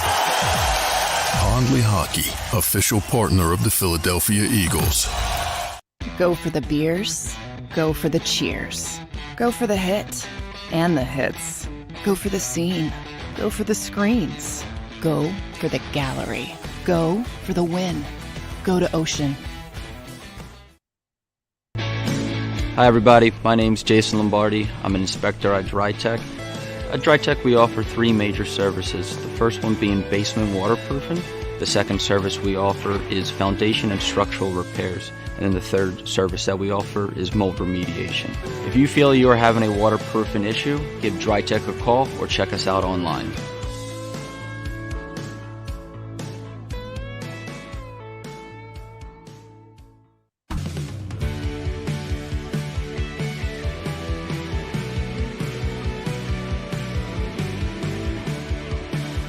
My name is Fran Salerno, and I'm a managing director here at Del Valle Insurance Group. Been in the business for over 36 years, saving people money on their insurance needs. Give us a call. Let us help you custom design an insurance plan that meets both your needs and budget.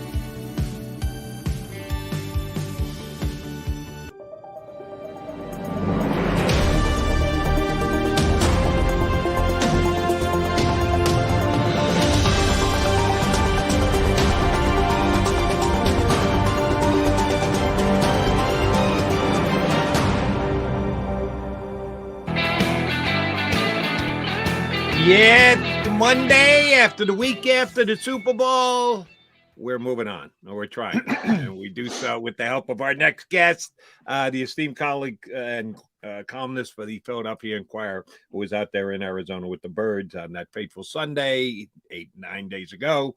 Mike Zielski joins us here on Birds 365. Mike, thanks. Glad to see you made it back safe and sound. Knew you did. Heard you on the radio yesterday. Here's where I want to start with you. It was Frank Sinatra who said, regrets, I've had a few, but too few to mention. And you have to accept it because he's Frank. What are you going to do? Second guess Frank? But I'm not sure if that was chairman of the board, Jody. I understand I'm going down a slippery slope here, but watch it, Jody. I got chunks of guys bigger than you in my school. All right, yeah, I'm more afraid of old Blue Eyes than I am of Nick Sirianni. But if you went to the head coach of the Philadelphia Eagles and you asked him about last Sunday, what regrets would he have? And we have to accept that they're more than too few to mention because they didn't win the damn game. So what would you say that Nick Sirianni would put on the top of his regret list? Oh, I think there's a few things, Jody. I think number one, the Eagles organization and Sirianni as a whole would have hired a private investigator to make sure that the turf at State Farm Stadium was up to snuff, because the Eagles, you know, took the high road when it came to the playing conditions, but I really think it hurt them a little bit more than it hurt the Chiefs, just because their defense was so predicated on pass pressure. And, you know, it was like watching those guys play on banana peels all night because they were slipping and sliding so much. That's number one. You know, I wonder if Nick has said every time he's been asked about it that he would punt on that 4th and 2 late in the game in the fourth quarter. But man, I wonder about that. And I wonder about it from Mike. 4th and 3. Yeah, 4th and 3. Yeah. I know. Okay. But I wonder about it from a psychological standpoint. You know, this was the thing. This was kind of the unspoken, or at least underappreciated aspect, I always thought, of what the Eagles did back in 2017 with Doug Peterson, and kind of being at the vanguard of going forward on 4th down as often as they did, is that it gives a team that does that a psychological edge on their opponents, because they become so accustomed to playing loose in those situations that it becomes easier over time for them to succeed in those situations. And that if a coach or the team takes a step back and pulls back in those situations, then it's a bit of a letdown. And, given the way that sequence played out, that they decided not to go for it on 4th and 3, that they have Siposs punt, that he hits a terrible punt, that Tony brings it back to the 4, that it leads to another Chiefs score, and the gap is widened there. I just wonder if Nick's looking at that saying, man, I know it's risky. I know if we don't get it, the Chiefs probably score anyway, but man, I would take that shot if I had it to do over again. Really, it's interesting you bring that up, because at Nick's season-ending press conference, Mike, and Howie as well, I got to be honest, he gave that answer, and I was with him. And he mentioned Bob Lang, the Eagles PR guy, and he said, if Bob didn't bring it up to me and prepare it, I wouldn't even thought about it. 4th and 3 from his own 32. It wasn't. You're right about the 4th down. I brought that up before the game, and they did it in the first half. That puts incredible stress on the opposing defense. It becomes a math equation, right? You got 4 plays to get 10 yards. That's difficult for the defense to stop, but that's in plus territory. If that were at the 49, the Chiefs 49, even Doug Peterson in the Super Bowl, 4th and 1, Zach Ertz, 4th and 1, they could do the tush push. They did it in the NFC Championship game. All right. But 4th and 3? Because I had a lot of fans saying, well, they were going to score anyway. You can't coach that way. That's 2020 hindsight after it's Shankopotamus. Anybody can say that. Yeah. I know, guys, but I, to be very honest, and I'm not embellishing or anything, I was thinking in the moment, you got to go for it here. And I think part of it is the feeling of the context of the game, that the defense was having such a difficult time stopping Mahomes and Reed and that offense. You can't let them back on the field in any situation. And I get it. I understand why you guys are saying what you're saying. And 99 times out of 100, maybe I'd be with you. But given who the Eagles were, given who their opponent was in that situation, I really think I would have gone for it. And, that's fun to say. I mean, I wonder, I'm sure Nick is saying, yeah, I did the right thing rationally. But I got to think there's a part in his gut that's saying, oh man, what if I had called a play to let Jalen create and he got it, or we got Goddard for 3.5 yards, on a quick turnaround pass, something along those lines. I have to think that he's putting his head on the pillow at night and saying, boy, I wonder if we had gone for it, how things might have turned out. No, I'm with John on this one. I believe, and I'm not saying that you're not right, Mike, but I believe the coach said what he said. That he didn't even think it was going to be a question. He was so strong in his belief, I got a punt here, that I don't think he's second guessing himself after the fact. I really don't, but maybe he should be, as you point out. But just judging by Sirianni and how he answered the question, I believe him. I don't think he really even gave it a second thought. Shoot, we got a punt here. Boom. Let's go on. All right, another Sirianni question for you. They've lost 2 coordinators now. Their offense coordinator, their defense coordinator, off to Indy, off to Arizona. They're in the process of hiring their replacements. Certainly Nick Sirianni is going to be consulted on it. Got some interesting information that John has pointed out a couple times. I was listening and I heard that. I go, wow, I didn't know that Sirianni was hired after both Gannon and Steichen, that they hired those 2 guys first and then they hired the head coach. John has been telling me for 2 years they're going to hire Gannon anyway. So that's and none of us knew that Steichen was hired first. So Howie Roseman and Jeff Lurie will have their hands all over these replacements on the coaching staff. Sirianni will certainly be part of the conversation, but he's not dictating it. Any chance that these hirings go awry, that there is some internal strife? Because they once fired a Super Bowl coach over the fact that they couldn't agree on his coaching staff and how it should be handled. Are we just waiting for the other shoe to drop here? I think there's absolutely the possibility for strife here, Jody, for the very reason that you cited. And consider the personality differences between Doug Peterson and Nick Sirianni. I mean, Doug Peterson, up until the moment he won that Super Bowl, was, kind of demure, stayed in the background. I wrote this infamous column, the ficus plant. Yeah. The potted ficus, where Doug is standing in the background, and that was true Oh yeah, it was true. Time, and it was true right up until the moment that Tom Brady Hail Mary hit the ground, and then Doug started really to assert himself more because he had won the Super Bowl, and he and Nick Foles had collaborated on the Philly special, and before you know it, he and the powers that be, the real powers that be in the Eagles, aren't seeing eye to eye, and they've got to part ways. And I had somebody within the organization tell me, it's going to be interesting if Nick ever gets to that point, because Nick has a far more assertive, natural personality than Doug Peterson does. I mean, these guys are all alphas. Every NFL head coach is an alpha male and is egotistical and believes in himself to the nth degree. But Nick flashes it more than most guys do, and in some ways, it makes him more normal than just about any other Eagles head coach I've ever covered.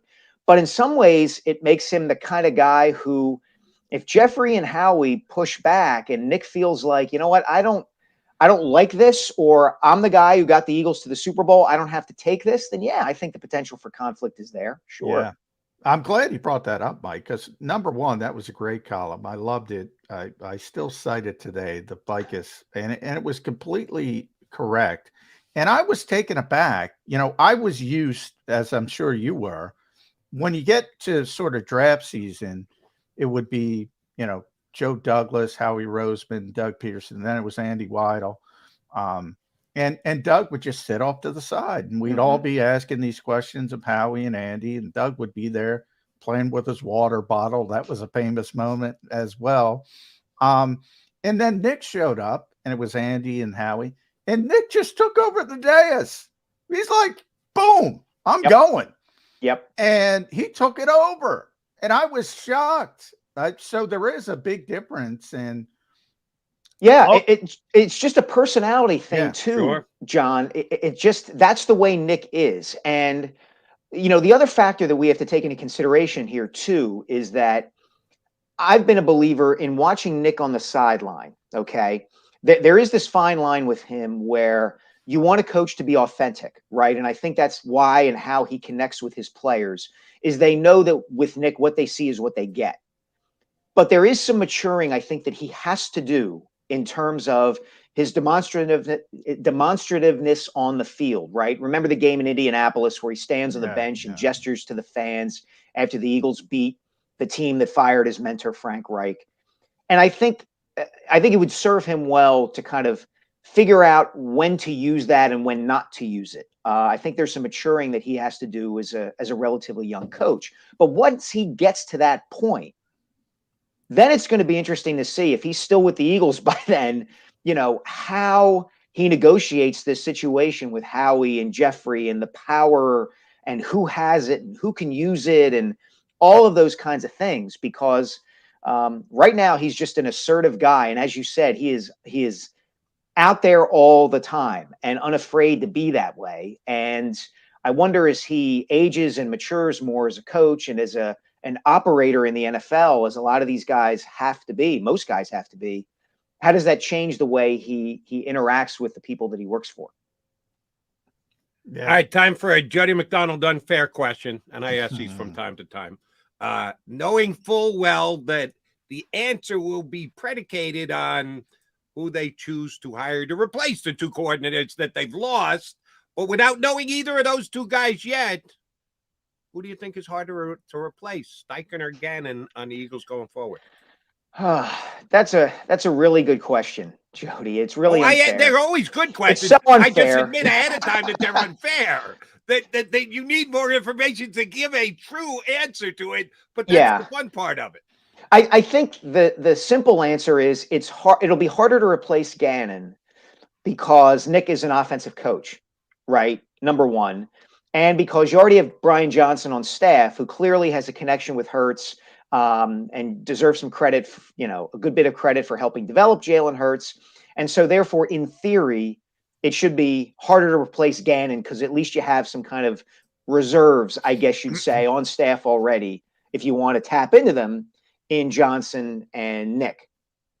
Having said that, if they make the right hire for the defensive coordinator and their new candidate and their new coordinator brings in a system that's a little bit different from Jonathan Gannon's, and it's a better system or it works better for the personnel or however you want to define it, then there's no telling why they can't hire a defensive coordinator who's an upgrade from Jonathan Gannon. And that's not necessarily a slight on Jonathan Gannon as a coach. I have some issues with how he went out the door the night of the Super Bowl, but you know, in the ongoing debate over, is he a terrific defensive coordinator or is he a guy who got carved up by good quarterbacks and therefore stinks?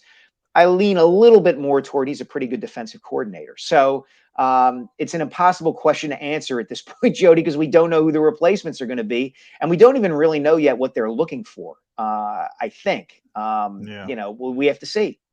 What is the standard with Jonathan Gannon? Because you mentioned the star quarterbacks, and, you know, a lot of that is common sense. I mean, Patrick Mahomes threw for 5,200 yards this year. So that tells me a lot of teams had trouble with Patrick Mahomes.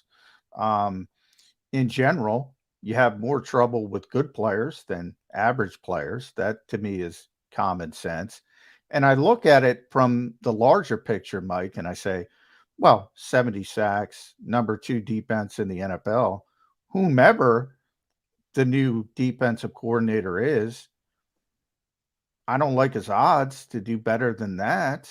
I didn't like Jonathan Gannon's odds if he came back to get better than they were defensively this year. I certainly don't think a new guy is. How were people going to adjust to those two things? Say, you know, if it's Sean Desai, if it's Denard Wilson, he's better than Jonathan Gannon, but the defense is ranked 10th. They have 45 sacks. How do those two things equate? Well, here's what I think, John. I think the reason that people had such strong opinions about Gannon one way or another came down to a few different factors. But one of them was the stark difference between how poorly the defense did fare against those elite quarterbacks and how well it did against guys who weren't elite either ever or anymore. Okay. It was so different that if there had been one game that the Gannon defenders, and again, for the most part, I consider myself one of them, could have pointed to and said, you know, you shut down Aaron Rodgers that one time, or you put up a comparable defensive performance in the Super Bowl to what the Bengals did in the AFC Championship game. That would have quelled some of that criticism. But the numbers in those games in 2021, when Justin Herbert and Dak Prescott and those quarterbacks played against the Eagles, were so incredible. And then the production that Gannon's defense got against the quarterbacks and teams who weren't that good was so terrific and so good in the aggregate that it became this almost like red and blue, like election night kind of thing between the two camps. And, you know, there's other factors that go into it. Are you looking at a defense in the aggregate? Are you looking at a defense in particular moments? You know, those two touchdown passes by Mahomes late in the Super Bowl, you know, they count as much as any other, you know, and they would have counted as much even if, you know, an Eagles cornerback had been draped all over a Chiefs receiver and the Chiefs receiver had made a great catch. But the fact that those two receivers were so open, and again, and as he's admitted since then, got outsmarted by Andy Reid in those situations and Patrick Mahomes, it just added to the perception that he doesn't know what he's doing. So how will people square it? I think people will look at the results and they'll say, okay, well, you know, Denard Wilson's defense had a better performance against the Cowboys and Dak Prescott than Jonathan Gannon's did. So that's one standard that we're going to measure him by. And the discussion will change. It just will. I mean, people move the goalposts in sports arguments all the time. Yes, they do. Yes, they do. All right, I'm going to move the goalposts a little bit here. I'm going to try to. And I think I heard you talking about this on Saturday with my other Mac partner. But if I remember what you said incorrectly, please correct me. The tush push. If they were to ban it, maybe, just maybe, you can get Jalen Hurts renegotiated for only $46 million a year instead of $50. You say, well, this was a big piece of why we were going to pay you, Jalen. So we got to pay you a little less. We didn't do this. The NFL did this. We're going to save a couple of dollars. The long-term implications could be advantageous for the Eagles, while the short-term implications, don't really work too well in their favor. What are your thoughts on the potential removal of the tush push in the National Football League going forward? I don't understand. Look, more first downs is more excitement is what the NFL seems to want. And the justification that this is not aesthetically pleasing is just strikes me as ridiculous. There are a lot of plays in the NFL that aren't aesthetically bubble pleasing. screen. Ban it, Mike. Yeah. I don't want to see another bubble screen as long as I live. I don't understand this, Jody. There's got to be, they're getting complaints from influential owners and coaches and general managers or something, because I don't understand the need to ban the push. I kind of understand it. I'm in the opposite category. Here's how I look at it. So I'm going to throw this out to you, and Jody knows. I go all the way back to Billy Martin in the George Brett game. I always thought it was unfair that baseball, said, Billy Martin, we're going to penalize you because you're smarter than everybody else. He knew this loophole that nobody else knew, and he pulled it out of his back pocket exactly when he needed it. I thought it was brilliant. I thought he deserved credit. And then after the fact, then say, this is not what we meant. This is not the spirit of the rule. We're changing it moving forward. I have no problem that the NFL does. I think the Eagles did a phenomenal job with it. I think, they deserve credit for taking advantage of the rules at the time.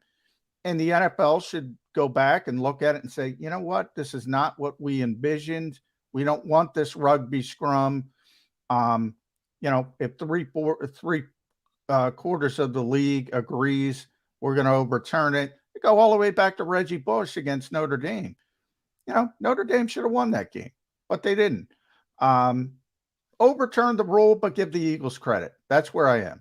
I mean, that's fair enough. I just, as a general matter in the NFL in particular, John, I am against over legislation. Oh, I'm with you there. Yeah, and I feel like you can drive yourself crazy, and I think the NFL is on its way to doing that with trying to correct or self-correct every imperfection in a sport. We saw this in the Super Bowl, right? And we've seen it now with the technical nature of instant replay. You can't convince me that the reason that the officials overturned the Miles Sanders fumble, okay? And I thought it was a fumble. He fumbled, he caught the screen pass, made a football move, got popped, and fumbled the ball. You can't tell me they didn't overturn that and rule it an incomplete pass because they said to themselves, Devontae Smith had control of the ball longer than Miles Sanders did. And we ruled that Devontae Smith's play was not a catch. So therefore, we cannot rule that this is a fumble because people will be questioning the credibility of our officials, not that they weren't already, for years to come. And I think this is all born out of trying to correct for every single thing. You see it in officiating calls with trying to protect quarterbacks, throwing flags time after time. It's creating a situation where the game becomes at times unwatchable and overregulated. And I think the tush push is just another example of that. Stop banning stuff. Let's stop banning stuff. Well, along that line of thinking, how did Carl Shepard, the referee, not decide, I haven't thrown a flag for 58 minutes for pass interference, for defensive holding, but now with less than 2 minutes to go, you did see the shirt came out about this much. It did. And shoot, Bradbury admitted to it after the fact. But did he actually change the course of the wide receivers' movements? I just thought it was a soft call, and it was one that didn't need to be made. Why didn't Sheffers think along those lines of, hey, we've been doing something all day. We got to kind of stay the course here. We had Devontae Adams play earlier in the game, Devontae Smith, excuse me. Why didn't the NFL stay the course and call the game the same way throughout the 60 minutes with game to pass defense? Well, I don't want to misspeak on this, Jody, but I think I read somewhere, and John or Jody, you guys can correct me on this. I read somewhere that Mahomes might have thrown that pass in the manner that he did to Juju Smith-Schuster because he had seen Bradbury grab Schuster's jersey, and he knew he'd get the call, or at least took the chance that he'd get the call. If that's the case, that's pretty smart by Patrick Mahomes. Is it a soft call? I guess it is. And if I get the whole athlete's perspective on this, that if the officials haven't been calling that infraction all game, you adjust the way you're playing and you don't expect it to be called later in the game. But technically it is a hold. But again, that gets down to what we're talking about here. Like, you can call anything a penalty if you are looking for, and officials have these cues where, The pass jersey interference. comes out. The cue if the jersey comes out. If the cornerback doesn't turn his head around to see the ball, then it Yeah. must be pass interference, even if it's not really pass interference. I don't know. We could go round and round about this. Technically, it's a hold. The jersey Yeah. came out. Technically, it's a hold. Bradbury said it was a hold. You could go either way on this thing. I think what most people are upset about is the fact that, and by most people here, I include those people who had no rooting interest in the game and just wanted to see an exciting conclusion of the Super Bowl. I think most people are upset about the fact that with 1:40 to go and the Eagles likely down by 3, they would have had the ball with a chance to tie or win the game. And if you're an Eagles fan, you absolutely want that. You want your team to have a chance, and this call took that chance away. Yeah. And to your point about Mahomes, it doesn't, I don't even listen to it would have not catchable football. You have no idea what's going to happen if there's not a hold, if that adjusts and Patrick makes the proper throw. So I didn't even listen to that part of it. But, and I go back to your talk about the field, Mike. I give the Eagles credit for one, as you mentioned, James Bradbury, saying, hey, it was a hold. I wish I got away with it, but it was a hold. Howie Roseman, both teams played on that field. I give the Eagles credit for that part of it. Do you think that's just lip service, though, or do you think they are really upset? Obviously Howie's going to get fined. James is going to get fined if they criticize the officials. I'm one of those people, and Jody knows this. I don't complain about officiating. What do coaches always say, Mike? You've heard it a million times. Control what you can control. Yep. I can't control Carl Shepers. That was the call. That was the call. I got to move forward. I give the Eagles credit. Was it lip service, though, or are they really upset? I think they're upset. I got Jeffrey Lurie by myself in that locker room after the game, and, I said, what did you think? And he said, I would have liked our team to have had a legitimate shot to win at the end, or something to that effect. I'm paraphrasing what he said. I had the quote in my column.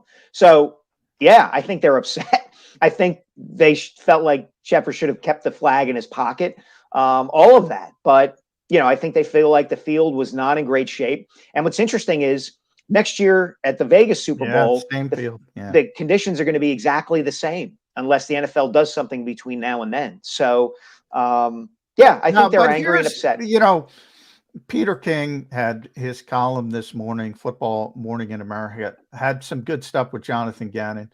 He also had a little piece about, which I did not see, Travis Kelce communicating the Kadarius Toney on the first of the 2 touchdowns that were very similar, saying when he went into jet motion, control yourself because of the field. Basically was saying, stay under control. They understood it was an ice rink as well. There's a perfect example of them understanding the situation. Travis Kelce communicating with his teammate, understand what you're doing. Got to handle those things, Mike. Yeah, you do. You absolutely do. And the Chiefs handled them better than the Eagles did. And I think, too, you go back and review that game. I've said this before, guys. I come back to one play. I think it was in the third quarter. The Eagles are coming after Mahomes, and he scrambles to his left and then kind of darts back to his right and throws across his body, and the pass is like 3 inches off the ground. And Travis Kelce over the middle catches it for about an 8-yard gain. And in the grand scheme of things, you look at the box score, you say, that's a nothing play.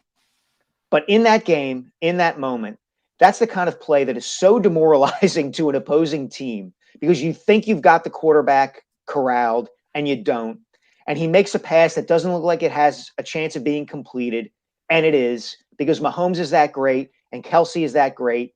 And you say, at some level, you have to tip your cap to the Chiefs and say those 2 guys and Andy Reid, that trifecta there, are so good at what they do that, we talked all week about if you stack the two rosters up against each other, the Eagles have the better of the overall talent and depth.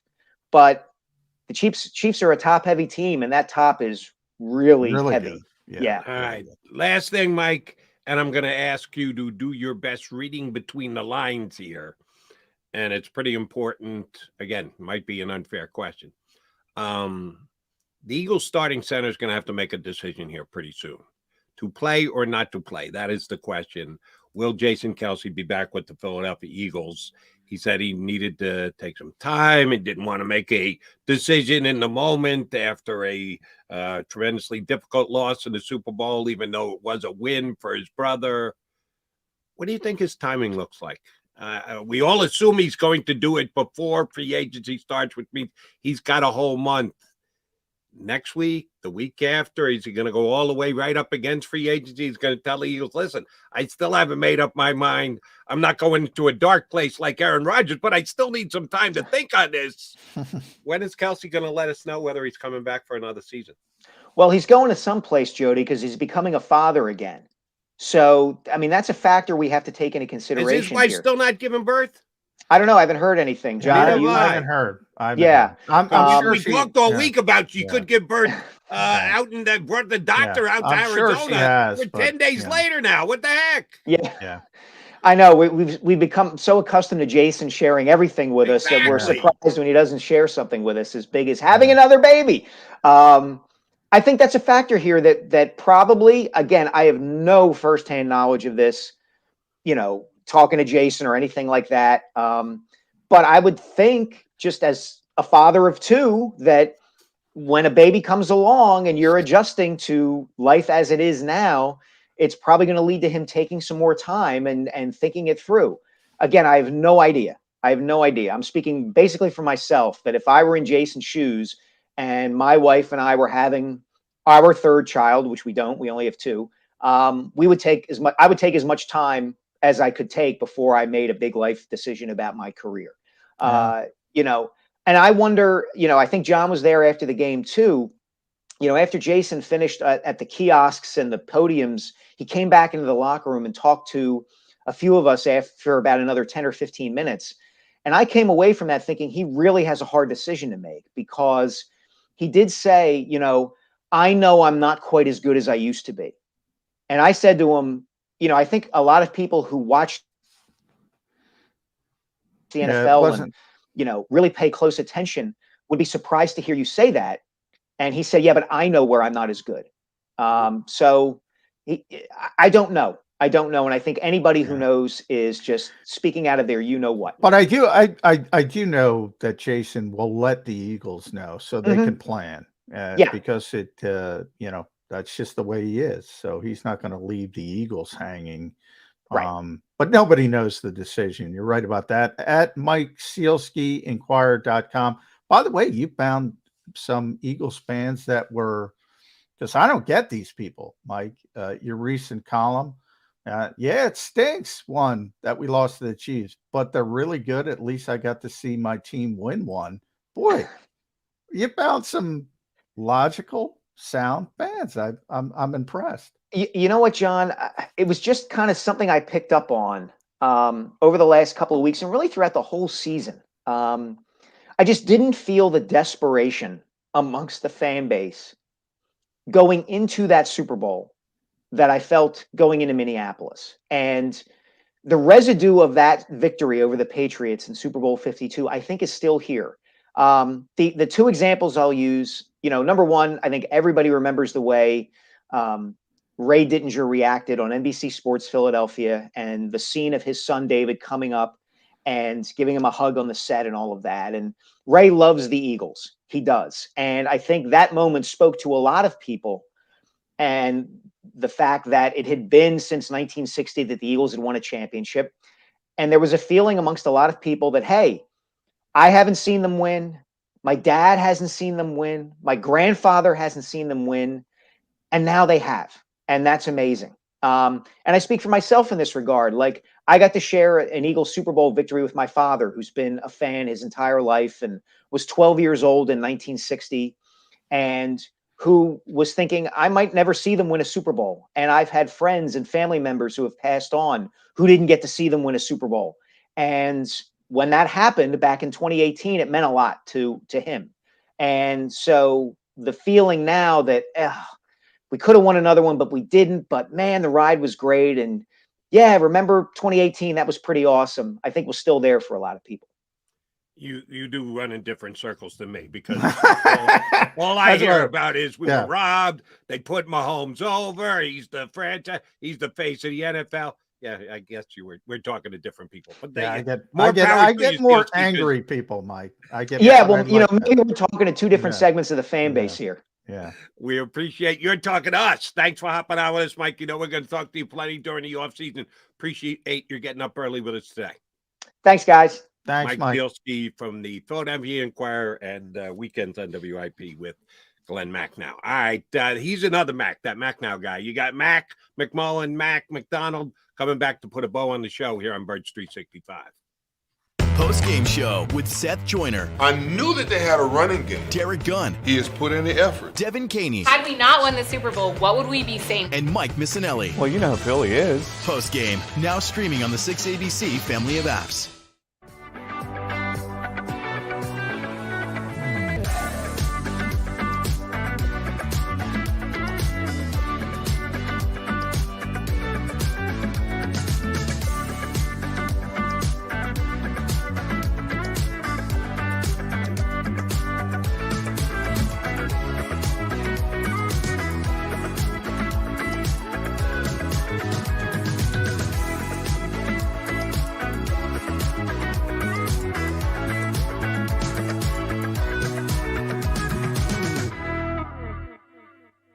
Why do millions of people every year from around the world visit Philly's Rocky statue? You want to tell me the sky is burgundy with green stripes and yellow polka dots? I'll meet you on that. But you're never going to convince me Rocky is anything other than the pure greatness that it is. Never going to happen. Join me, Paul Farber, for WHYY's The Statue. We're going on a journey to explore the biography of the Rocky statue. Find us wherever you get your podcasts.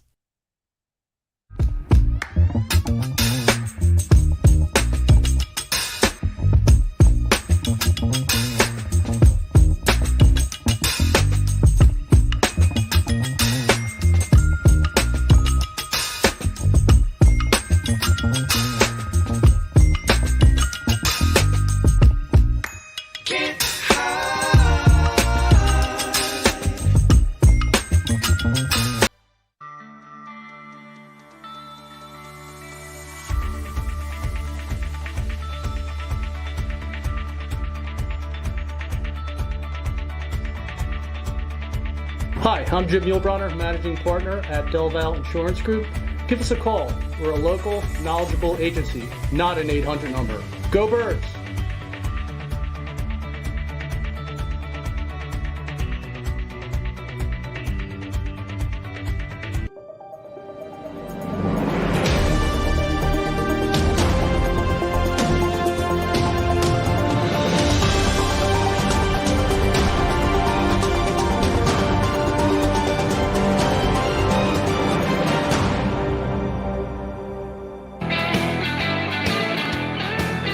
Running a little late here on Birds 365. Before you go, remember, hit that like button. Come on, you all like McMullen. You know that. No, you may not want to tell anybody about it. We won't tell anybody either. But make sure you hit that like button before you get out of here today. All right, before we get out, tying a couple things together. I mentioned old Blue Eyes. Regrets, we have a few. You know, it's one of my silly regrets from the Eagles losing the game the other day. Tying it into the commercial we got for the Rocky statue.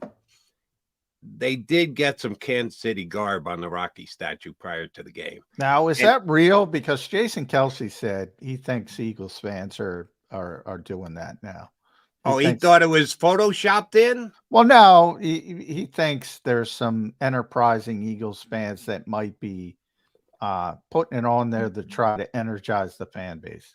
Oh, so it wasn't a true Kansas City fan. Well, nobody could possibly know that unless someone admitted it. No, he just that fan DM'd Jason goes, no. He wasn't really a Kansas City fan. It was me. He just mentioned it on his podcast with Travis. They were joking around and said he thinks, because back, I think Minnesota started it, and they legitimately did it. They put So did the Giants before the first playoff game this year. But nobody had any video of Kansas City fans, I guess. So he's making that conclusion. So that it was, like I said, photoshopped, or no, I think that they didn't want to put a video up because why? They were wearing their Eagles garb while they were putting Kansas City jersey on them. His thought process was that Eagles fans are running with it, and they're just putting the opposition jersey there to fire people up.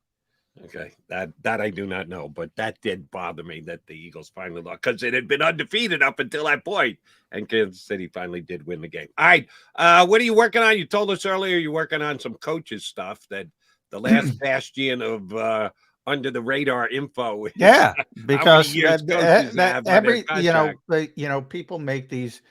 Think about it with Vic Fangio. I know we got to leave, but I've been talking about it all year. I've told people he's not a consultant. He's not a consultant. But he is a consultant because it was reported. Everybody thought Vic Fangio was a consultant. Well, guess what? You don't have to hire him to be a consultant if he was a consultant. So they confirmed it in a roundabout way. Now, they already confirmed it to me behind the scenes, but I wasn't allowed to talk about it. They confirmed he wasn't a consultant, but so many people, Jody, thought he was. There's so much misinformation when it comes to coaching searches. It is unbelievable. Even I didn't know Shane Steichen was on board before Nick Sirianni. We know that now. We didn't know it.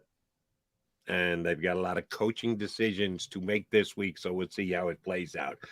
John McMullen and Jody McDonald will right back here tomorrow to talk more about the Eagles offseason. So be with us in 2 and 2.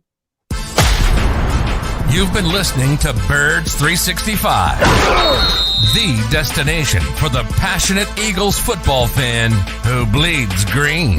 If it's Eagles football, we're talking about it. Debate inside the locker room and guests that are some of the greatest football minds from around the region. We hope you enjoyed the show. We know we had a blast. Make sure to like, comment, and subscribe, and we'll be back soon.